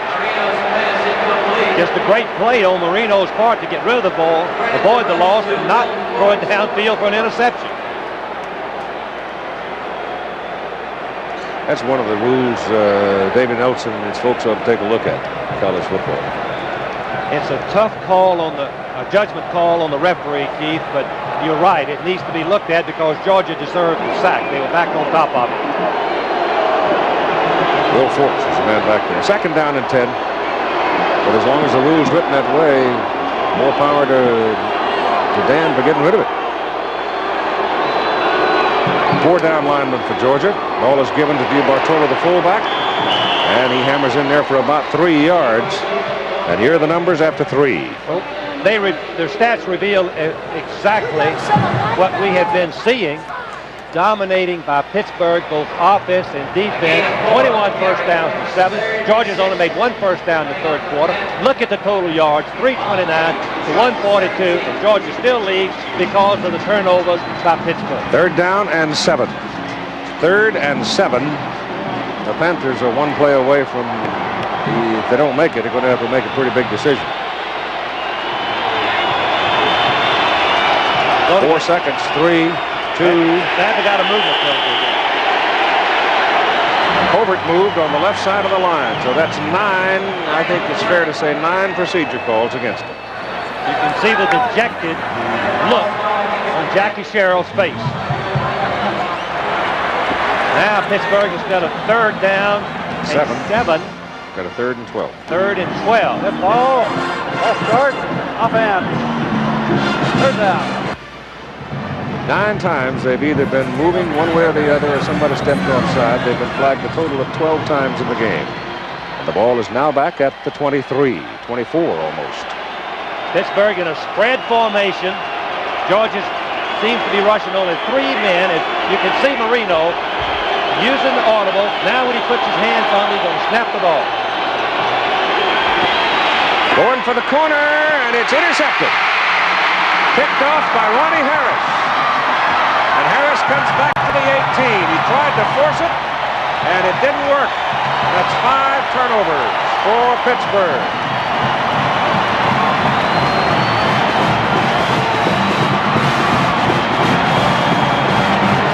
I'm sure that penalty made Marino go deep. He throws the ball right into traffic. You can see 2 Georgia men right there. There wasn't a chance for the pass to be completed. The object that came into the picture there is the beanbag that the official throws on it.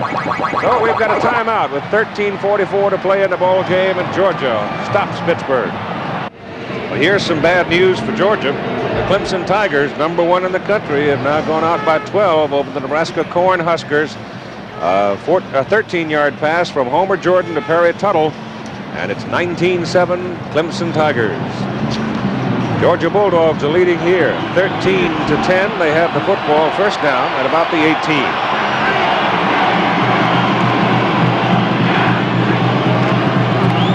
Go to Walker, and Walker saws it up the middle, and the ball came loose.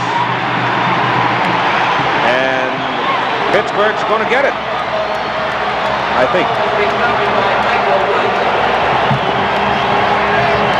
Pittsburgh is in the blitz. You can see the linebackers going through the gaps. Walker has the ball, but is stripped out on the right side by number 66, it looked like. Salseri, and the ball bounces out. It's covered by Woods, number 96. And so the Panthers get the ball back, and they get it on the Georgia 23. With 13 minutes and 38 seconds to play, it is Georgia's 3rd turnover. So let's see what Pittsburgh can do with this opportunity.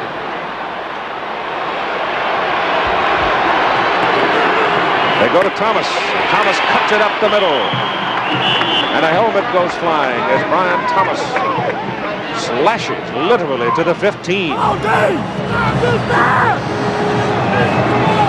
Parker Walker didn't have it tucked away. And just poked it loose. There's the man that recovered it. Michael Woods. Second down and 2 for Pittsburgh on the Georgia 15. I think we can look for Pittsburgh to run it in if they possibly can. Thomas up the middle to the 10, to the 8. And he's got a 1st and goal to go for the Panthers. One thing that happens when quarterback throws for an interception, he loses a little confidence. The coach loses a little confidence in him, and success Pittsburgh's had on the ground, you would think they'd take it all the way in. Mr. Thomas now with 21 carries and 118 yards. I think we should mention Georgia has only allowed 72 yards per game rushing. It won't be long before Thomas will double that amount. That's right.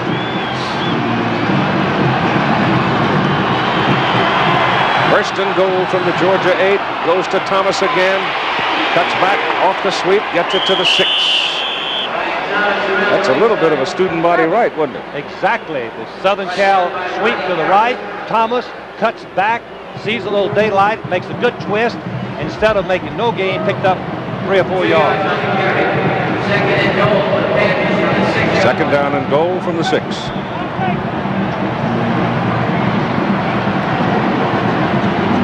"12 minutes to play in the ball game.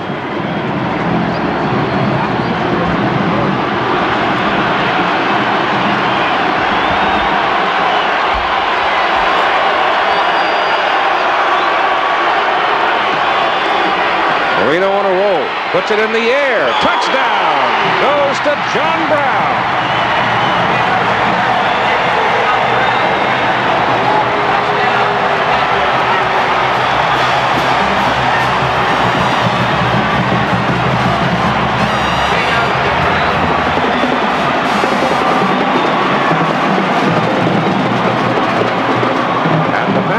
back on top by 3. Brett Brown has played a big role in this game, hasn't he? Yes, he has. He's a former wide receiver that worked on weight, gained 30 pounds, and they moved him to tight end. He has 4.6 speed. The kick is just barely good. Snuffy almost missed getting it up, but it is good. And so Pittsburgh now leads by 4. Here's the touchdown. Brown is going to get in behind the linebackers. You can see he's wide open, and Marino throws the ball in there with touch. Watch Marino take something off of the ball. Brown is wide open. You don't drill the ball in. You just lay it up. Look at him float it. Tissue paper all over that ball. Good hands by Brown. Breaks it in for the touchdown. And so with 11 minutes and 40 seconds to play in the football game, it's Pittsburgh 17 and Georgia 13. Well, obviously John Brown is happy. That is a real live buddy there. Eric Schubert is ready to kick it away for Pittsburgh. And the deep people are Herschel Walker and Carney Norris. For the Georgia Bulldogs, been on top by 4. Eric hits it and hangs it up there. And he hangs it right to Norris, who's 6 yards, 7 yards deep. And he will not bring it out. So it will be Georgia's ball, first down and 20. And there are the statistics on the scoring effort by the Panthers after Georgia had fumbled the ball away. Well, it was a hard day today for Marcus Allen, the Heisman Trophy winner for USC, and it's been a hard day so far for Herschel Walker of Georgia, hasn't it? Yes, it has. Coach Spazio, the defensive coach for Pittsburgh, is really an outstanding tactician. Teams, 2 years he's coached the defense, they've led the nation both years. Dolman makes contact over there. Perhaps he was teased offside. So let's see whether or not Chris was drawn off or whether he was anticipating. Yeah, it's against Pittsburgh.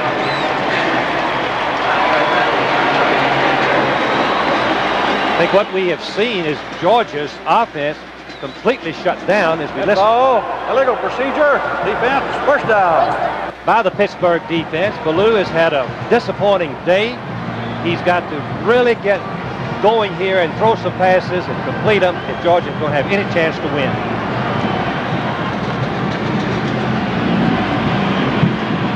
First and 5 from the 25.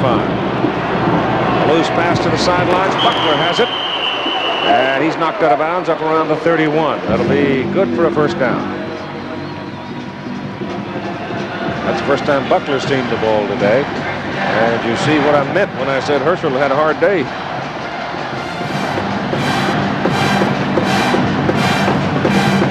That further amplifies the prowess of the Pittsburgh defense. That certainly does. That speaks so much for the Pittsburgh defense. First down just outside the 30. Give it off to Walker. Trying to get some help out there from Buckler, and he gets it up to about the 34. Better part of 3 yards on the carry with 11 minutes and 29 seconds to play in the ball game. Pittsburgh sitting on a 4-point lead, 17-13.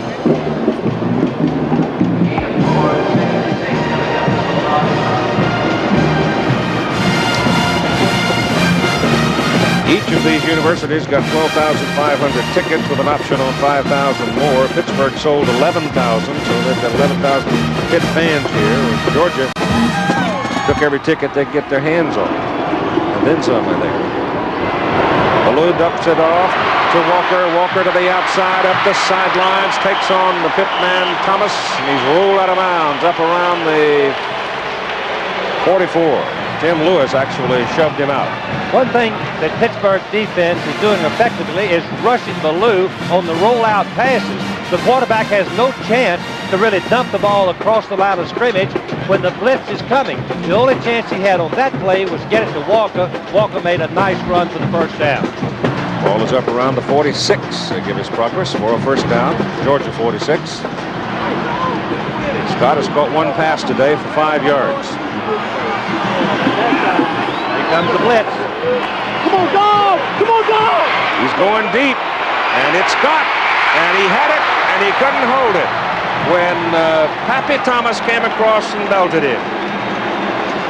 They had Scott going deep on a post, and it was almost 6, but Thomas made a good play. You can see the blocking. Ballou has time. He lays the ball. He puts air under it to let Scott run under it. Scott's going to have it right here, but Thomas, number 9, you can see. No, he didn't. I don't believe he ever held it, Keith.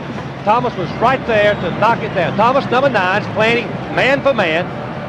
Rolls right with him. You can see Scott have a pretty good burst right there. Runs away from Thomas.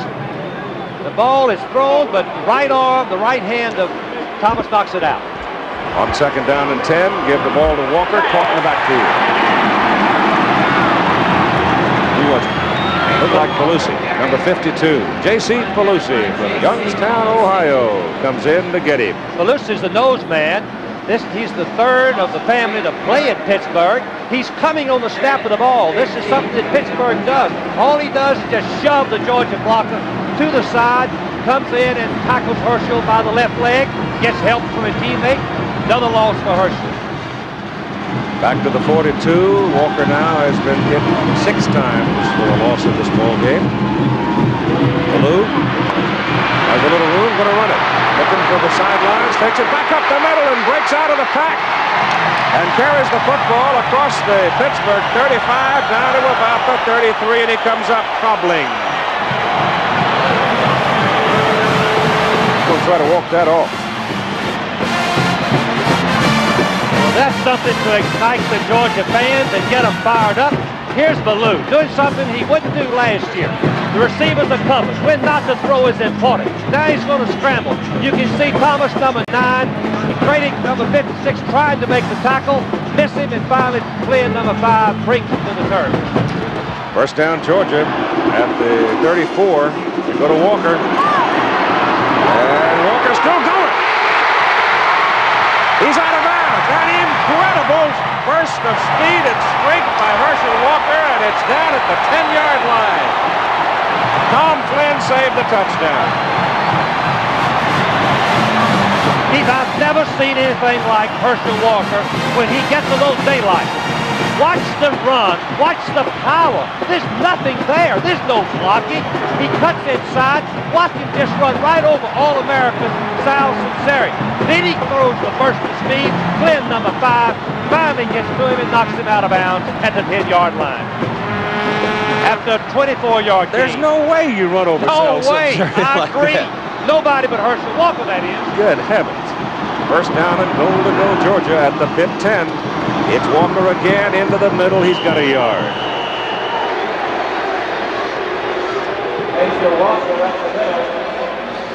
Clemson now rolling it out to 22-7 over Nebraska. Clemson defense obviously controlling Nebraska's I formation. And Homer Jordan leading the offensive troops. They run up to a 15-point lead now. And if they win that ball game, they got to be number 1. I don't care who's doing the talking.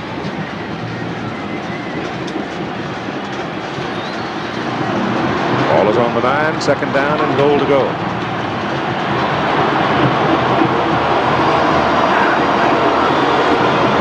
Ballou rolling out, keeps it. Gets down to about the 6. If he'd cut it back the other way, he'd have scored. Or come awfully close to it. Tom Flynn again comes up to make the defensive play for Pittsburgh. Tom Flynn, the safety man.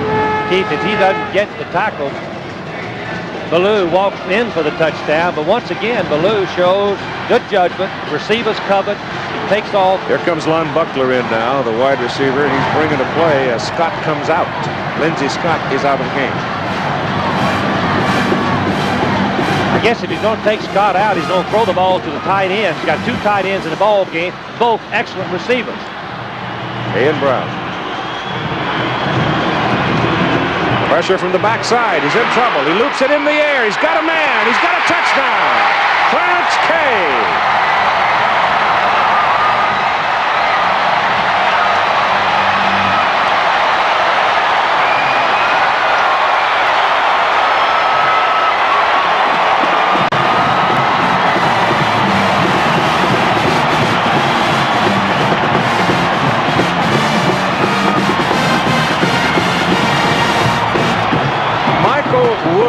was coming from the backside, giving the pressure. I mean to tell you, he almost planted Buck Bellew under the carpet.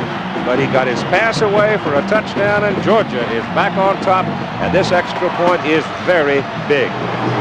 Kevin Butler missed his last one. Broadway will hold it. It is up, and it is good.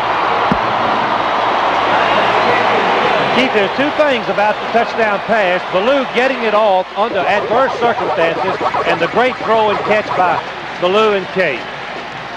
20-17, Georgia, 8:31 to play. Clarence Kay, who just scored his second touchdown of the 1981 season. Of course, it doesn't really fit into 81, does it? And Georgia's back on top by 3 points. A lot of time left, 8 minutes and 31 seconds.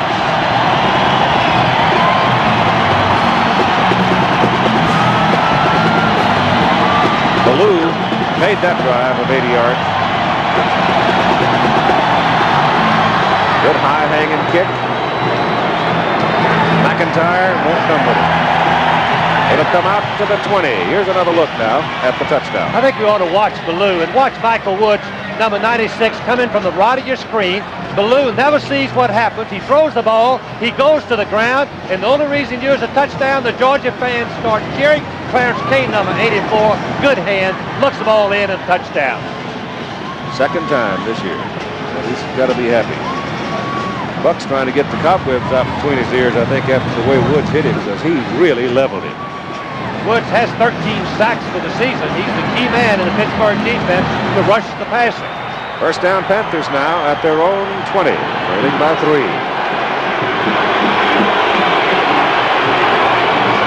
That's Brown in motion, and Thomas with the ball. Brian Thomas for 2 yards, up to the 22 where Freddie Gilbert brings him down. Now we will see a real test for the Georgia defense as we look at Buck Bellew. He has started 29 football games for Georgia, and they've won 27. This is his 30th start. The Georgia defense is really going to be tested. Can they stop both Thomas' run and Marino's pass? The one play that Georgia hasn't stopped all day, in fact hasn't even covered, is that little swing outside to the fullback, DeBartolo. Thomas the other way. And he's up to the 24. And Jimmy Payne got a hand on him that time and tripped him up. You just don't run wide, east and west, against the Georgia defense with any amount of consistency. Payne is too quick. He whipped the blocker, Freilich, and made the play for a short gain. There we see the time left.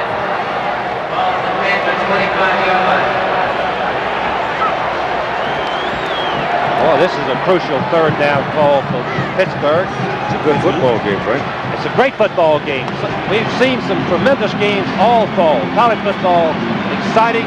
This is a typical game. Third down and 5. He goes for Dawkins, and he nails him, and he is shoved out of bounds up across the 40. At the 42. So Julius Dawkins is there when they need him most. Oh, this is the kind of route that only a great receiver and passer can time.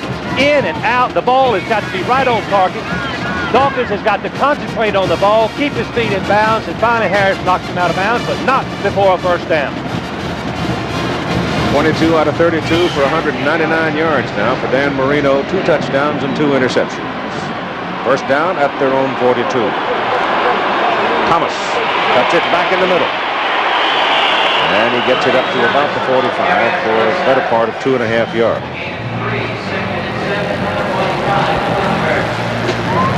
Jackie Sherrill has been absolutely unflappable since he got his case settled with the referee over the crowd noise early in the ballgame. Thomas now continuing his impressive work. 25 carries, 128 yards. Second down and about 7. That's DeBartolo, the fullback. He's a bit of a bulldog himself. He gets it up to midfield. They'll be looking at about 3rd and 2. It seems to me that Pittsburgh has made most of their yardage running behind the big freshman. On the right side of the offensive line, they've got Ron Fada at right guard, who weighs about 260, but Freilich, the freshman, weighs about 280. There was Dan Marino's numbers for today. Just a brilliant quarterback. Third down and it's pretty close to 3 yards. Two tight ends, power attack. Rolls it out, wants to throw it. Gets it off, throws it to crowd. Well, there was some pressure from Jimmy Payne. Payne came all the way from the other side.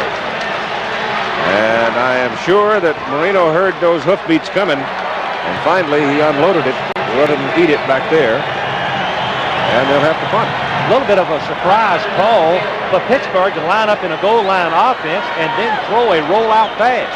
I think that was the same play right there that they scored on with the tight end.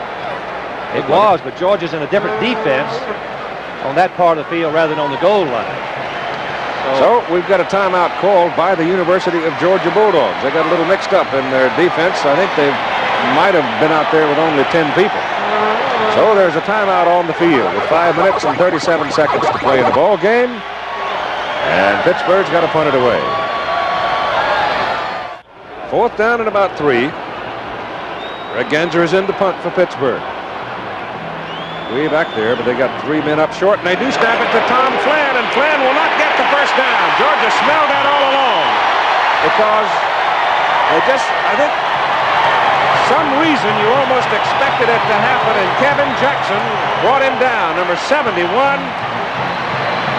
Genzer was way back there. They had Kelly in there. Then they finally put Harrell in, their punt returner, and the Georgia people just never expected Pittsburgh to really punt that ball. Keith, that's the reason Georgia took time out. They expected some trick play. They got their defense over, gave them instructions as to what Pittsburgh has done in the past, and they defended it perfectly and took the ball on down.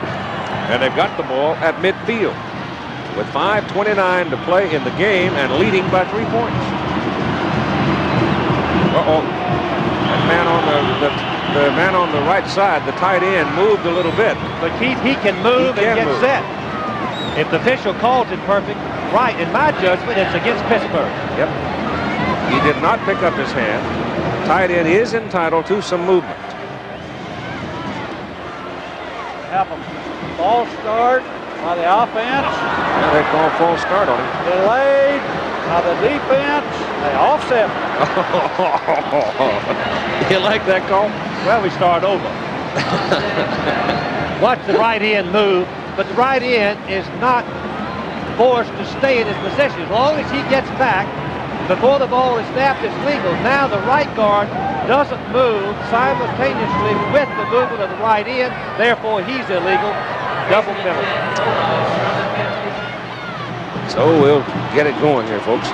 First down on midfield for Georgia as Ballou gives to Walker. Walker never really got anything going. He sort of stumbled as he was looking for a crack in the line, and he gets a yard to the Pittsburgh 49 at 5:20 to play in the game. Walker now 24 carries and 82 yards in the ball game. The big running star of the game has been Brian Thomas. I don't believe that Georgia can be too conservative. If they have to throw the ball, they'll be very careful with it. They have confidence in Ballou.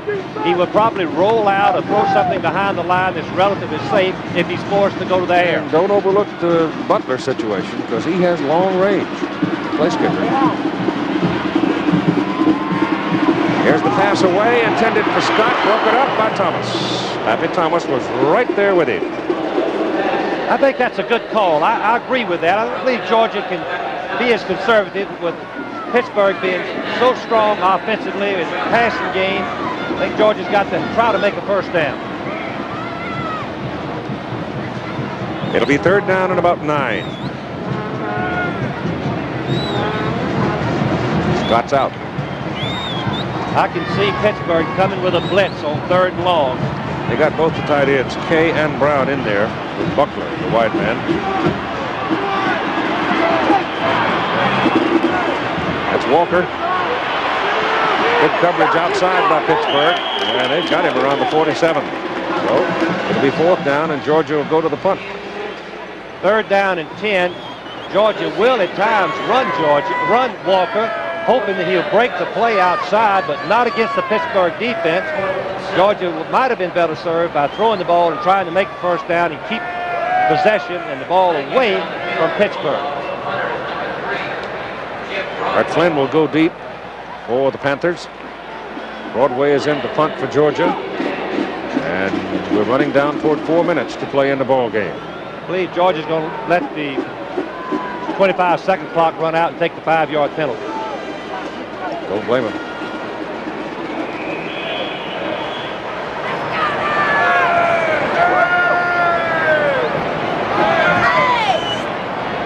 In college football, the clock starts after a penalty, except in this situation.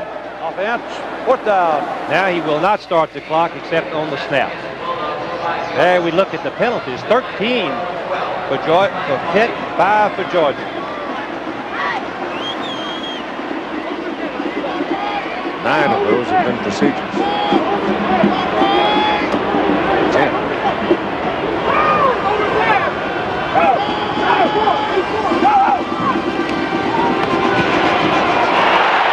Kick is away. Man came blistering through and decked the punter, Broadway, which got a big roar from the crowd. Keep under the college rule, if the man charging in the kicker is blocked in the kicker by one of the teammates, then it is not roughing the kicker. Let's see if that's not what happened. The fullback on the right of your screen is going to block Dolman, I believe it is, number 56, into the kicker. That was Michael Brooks. Yes, you can see that the offense that Stewart blocks it into the kicker, therefore it's not roughing. Yep. Stewart knocked him right into it. Stewart knocked him right into it, number 50. Ball went out of bounds right on the 20. And so that's where Pittsburgh gets it. So the Panthers get pretty good positioning out of that. Little stand-up pop pass from Marino to Dawkins, and it's good for about 5 yards. Even though Dan Marino has completed a lot of passes, Keith, other than the touchdown pass to Dawkins, everything else has been short. Georgia has been conceding the short pass, trying to make the tackle after only a short gain.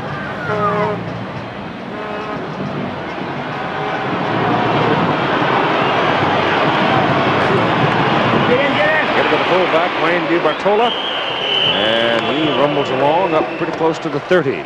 Could have a first down. Does. See that? See Jackie standing there. You know, just grinding inside. You better believe it. Believe me. He wants to win this football game very desperately, and he has a chance. Marino, with a pass, can score at any time from anywhere on the football field. Now he's changing the play. There's that play. That time they sort of covered it. That time Dale Williams, who made the great play in the end zone earlier in the ball game for Georgia, who sensed that one coming, and he almost got there in time to get a piece of it. I think the difference for Georgia on that play, Marino showed it from the very start. Yeah, he did. And on the other occasions when he hit DiBartola, he looked down the field, forcing the Georgia defense to drop deep and giving DiBartola time to run with the football. Collins still doesn't have a catch, does he? Dwight Collins. Marino back. He goes short. He's got Thomas, who breaks a tackle and goes big all the way up to the 48.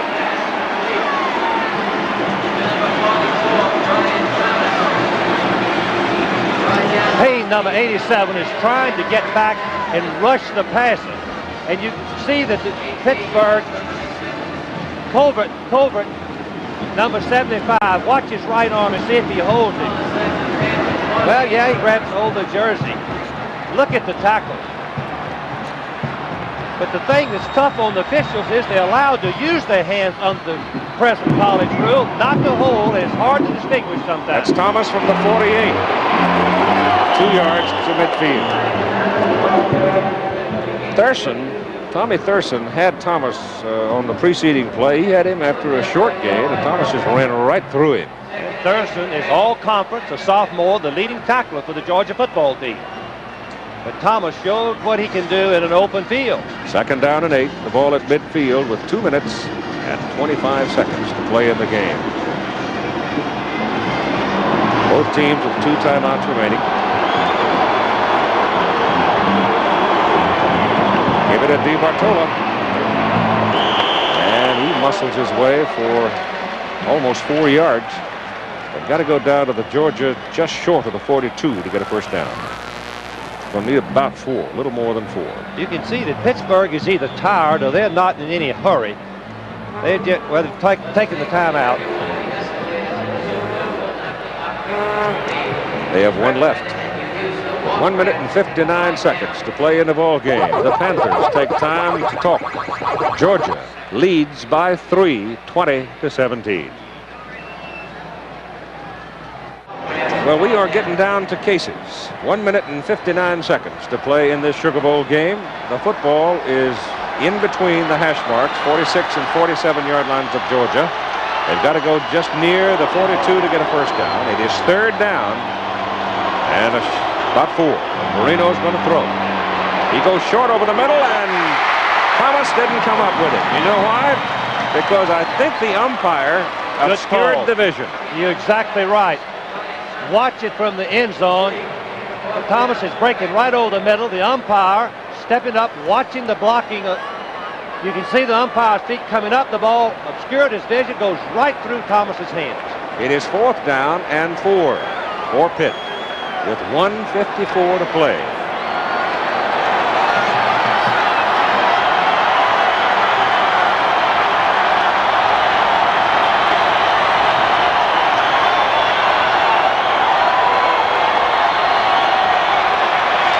Quarterback draw, Marino, first down.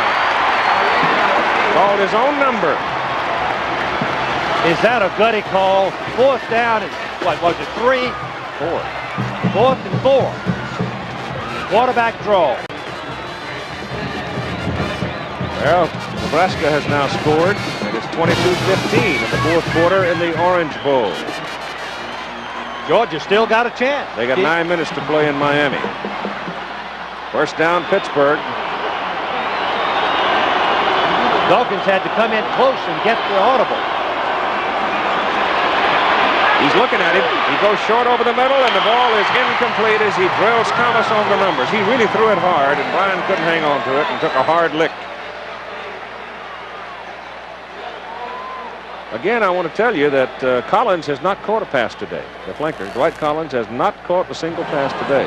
I think we can explain that a little bit by the fact that Georgia is double teaming Collins on every down along with Dawkins, but Dawkins being the weak side split in, gets open a little more into the boundary. See, Thomas is shaken up, and there's the time remaining in the ball game. The score there on the left. It is 2nd down and 10 for Pittsburgh. The ball is near the Georgia 38. Thomas in this game has run the ball 26 times for 130 yards. He's caught 5 passes for 48 yards. And if I were voting, I'd vote him the MVP.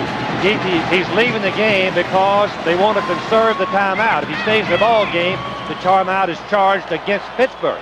Going out of the game, substituting is charged against the officials. And they only have 1 left. 2nd and 10. Georgia trying defensive bunch trying to gut it out here against dangerous Dan Marino. There's the screen set up for the fullback, DiBartola. Did he fumble it? Yes, he did. Pitt got it back. Well, the Georgia defense are coming up much better this half and tackling the receivers on the short passes. Collins covers the loose ball. We can see right here, number 42, Forts knocks the ball out. No, it's 27, Harris. That's right, 27. As Forts had his arms around him, Harris, number 27. It's 3rd down and 4.5, close to 5.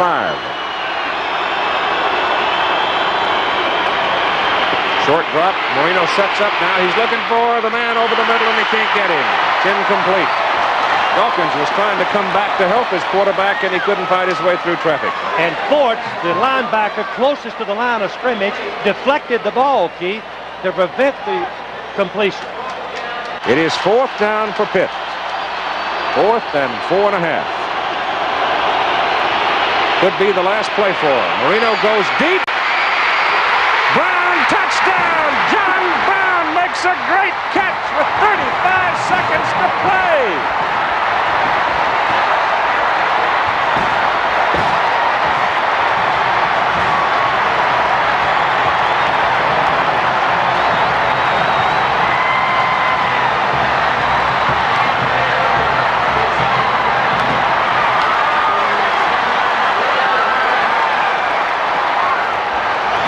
Ricky Sherrill trying to get them off the field so they won't be penalized. They've already been penalized, Keith. I guess they have. Yeah, the official's already thrown the Who flag. cares?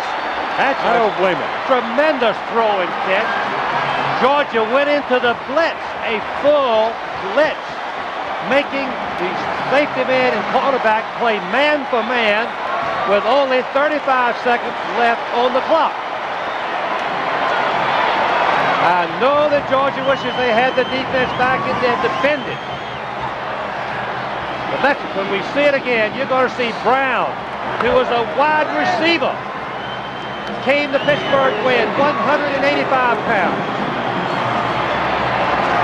The extra point try is up and good. A 33-yard touchdown pass. Marino to Brown, and the Panthers have it 24-20 with 35 seconds to play, and here's the touchdown. You can see the blitz.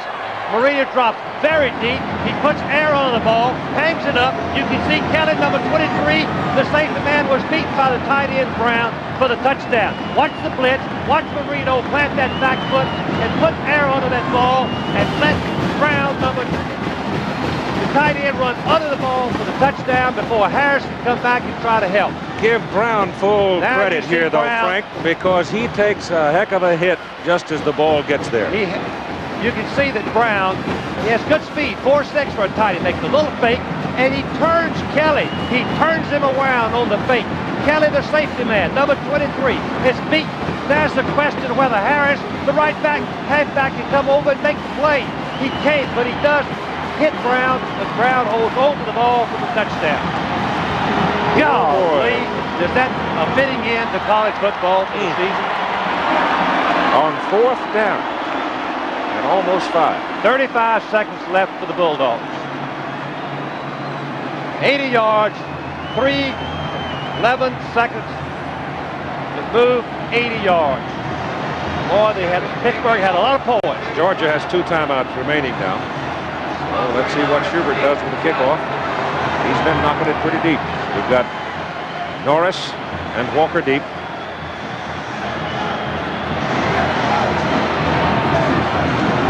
Going to give him a chance. It takes a pretty good bounce, so right to Carney Norris at the 6.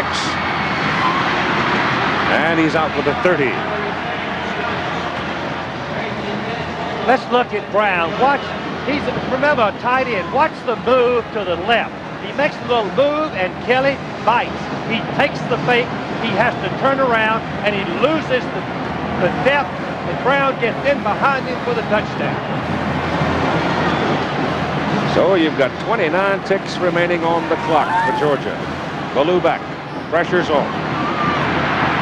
Runs away from it. Gets it off over the middle. It is intercepted. It is picked off by Troy Hill.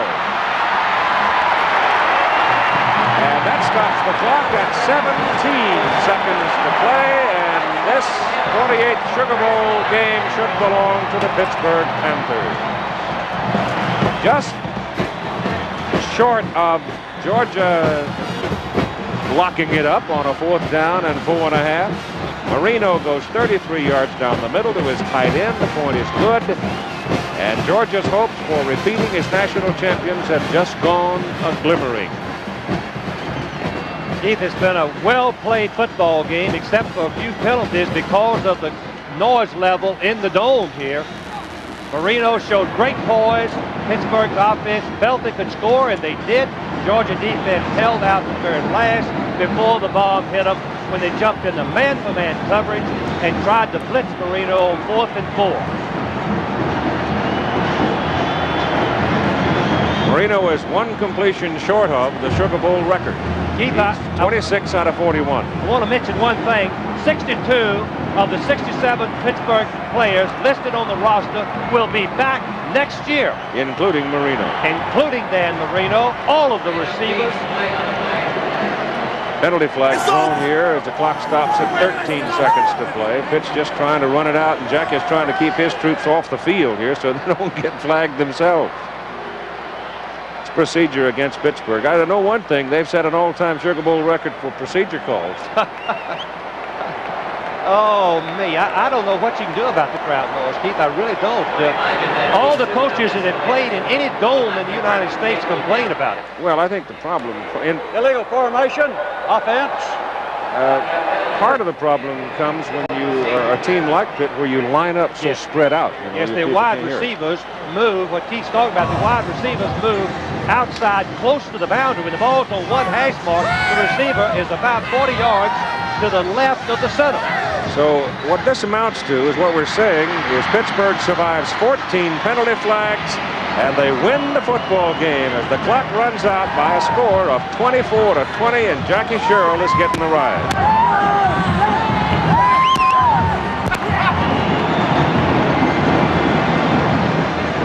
Now, if we can find our partner Bill Fleming in that melee, I'm sure he's going to talk to a very happy Jackie Sherrill. It's awful hard to get in here because Sal Sunseri is giving Jackie the biggest hug he ever had in his life. Jackie, turn over here for a second. Oh, wait a minute. He wants to see Coach Dooley. He wants to see Coach Dooley for a minute.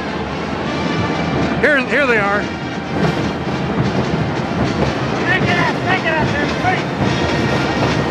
Jack, I know the emotion that must be in your heart in winning this one, probably the biggest victory in your career. There's no question about it. You know, all year long we got better and got better, and then we certainly, I think, when we had a disappointing loss against Penn State, everybody had to reach back and get some. You know, like I said, you know, our players are winners. They've been winners. Some of our players only have lost one game. Some only lost 3. Some of us only lost 2. And it took, even when they got down today, they still had to suck some back up, stay there, and just keep coming back, and they did. They never quit, and they're really a great football team. How about that last play, that heart thumper in the end zone? Well, you got to give Danny and certainly John Brown credit on that play. Danny knew that he had one play left, so he went back 13, 14 yards on the snap instead of regular 9 yards, and he read the field, and he just hit John, and John did a great job. Boy, I can tell you they're tearing Pittsburgh apart right now. Well, I hope they are. You know, you got to give the players credit because, you know, we got tired. They still kept there, but they did a great job. Congratulations to your team. Thank you. Thank you very much. So that's it, a stirring victory for the Panthers, 24-20, and we'll be back for more here in the Sugar Bowl in New Orleans, where it is pandemonium. Pittsburgh has defeated number 2 Georgia. Dan Marino is the most valuable player of this 1982 Sugar Bowl game as Pittsburgh defeats Georgia 24-20.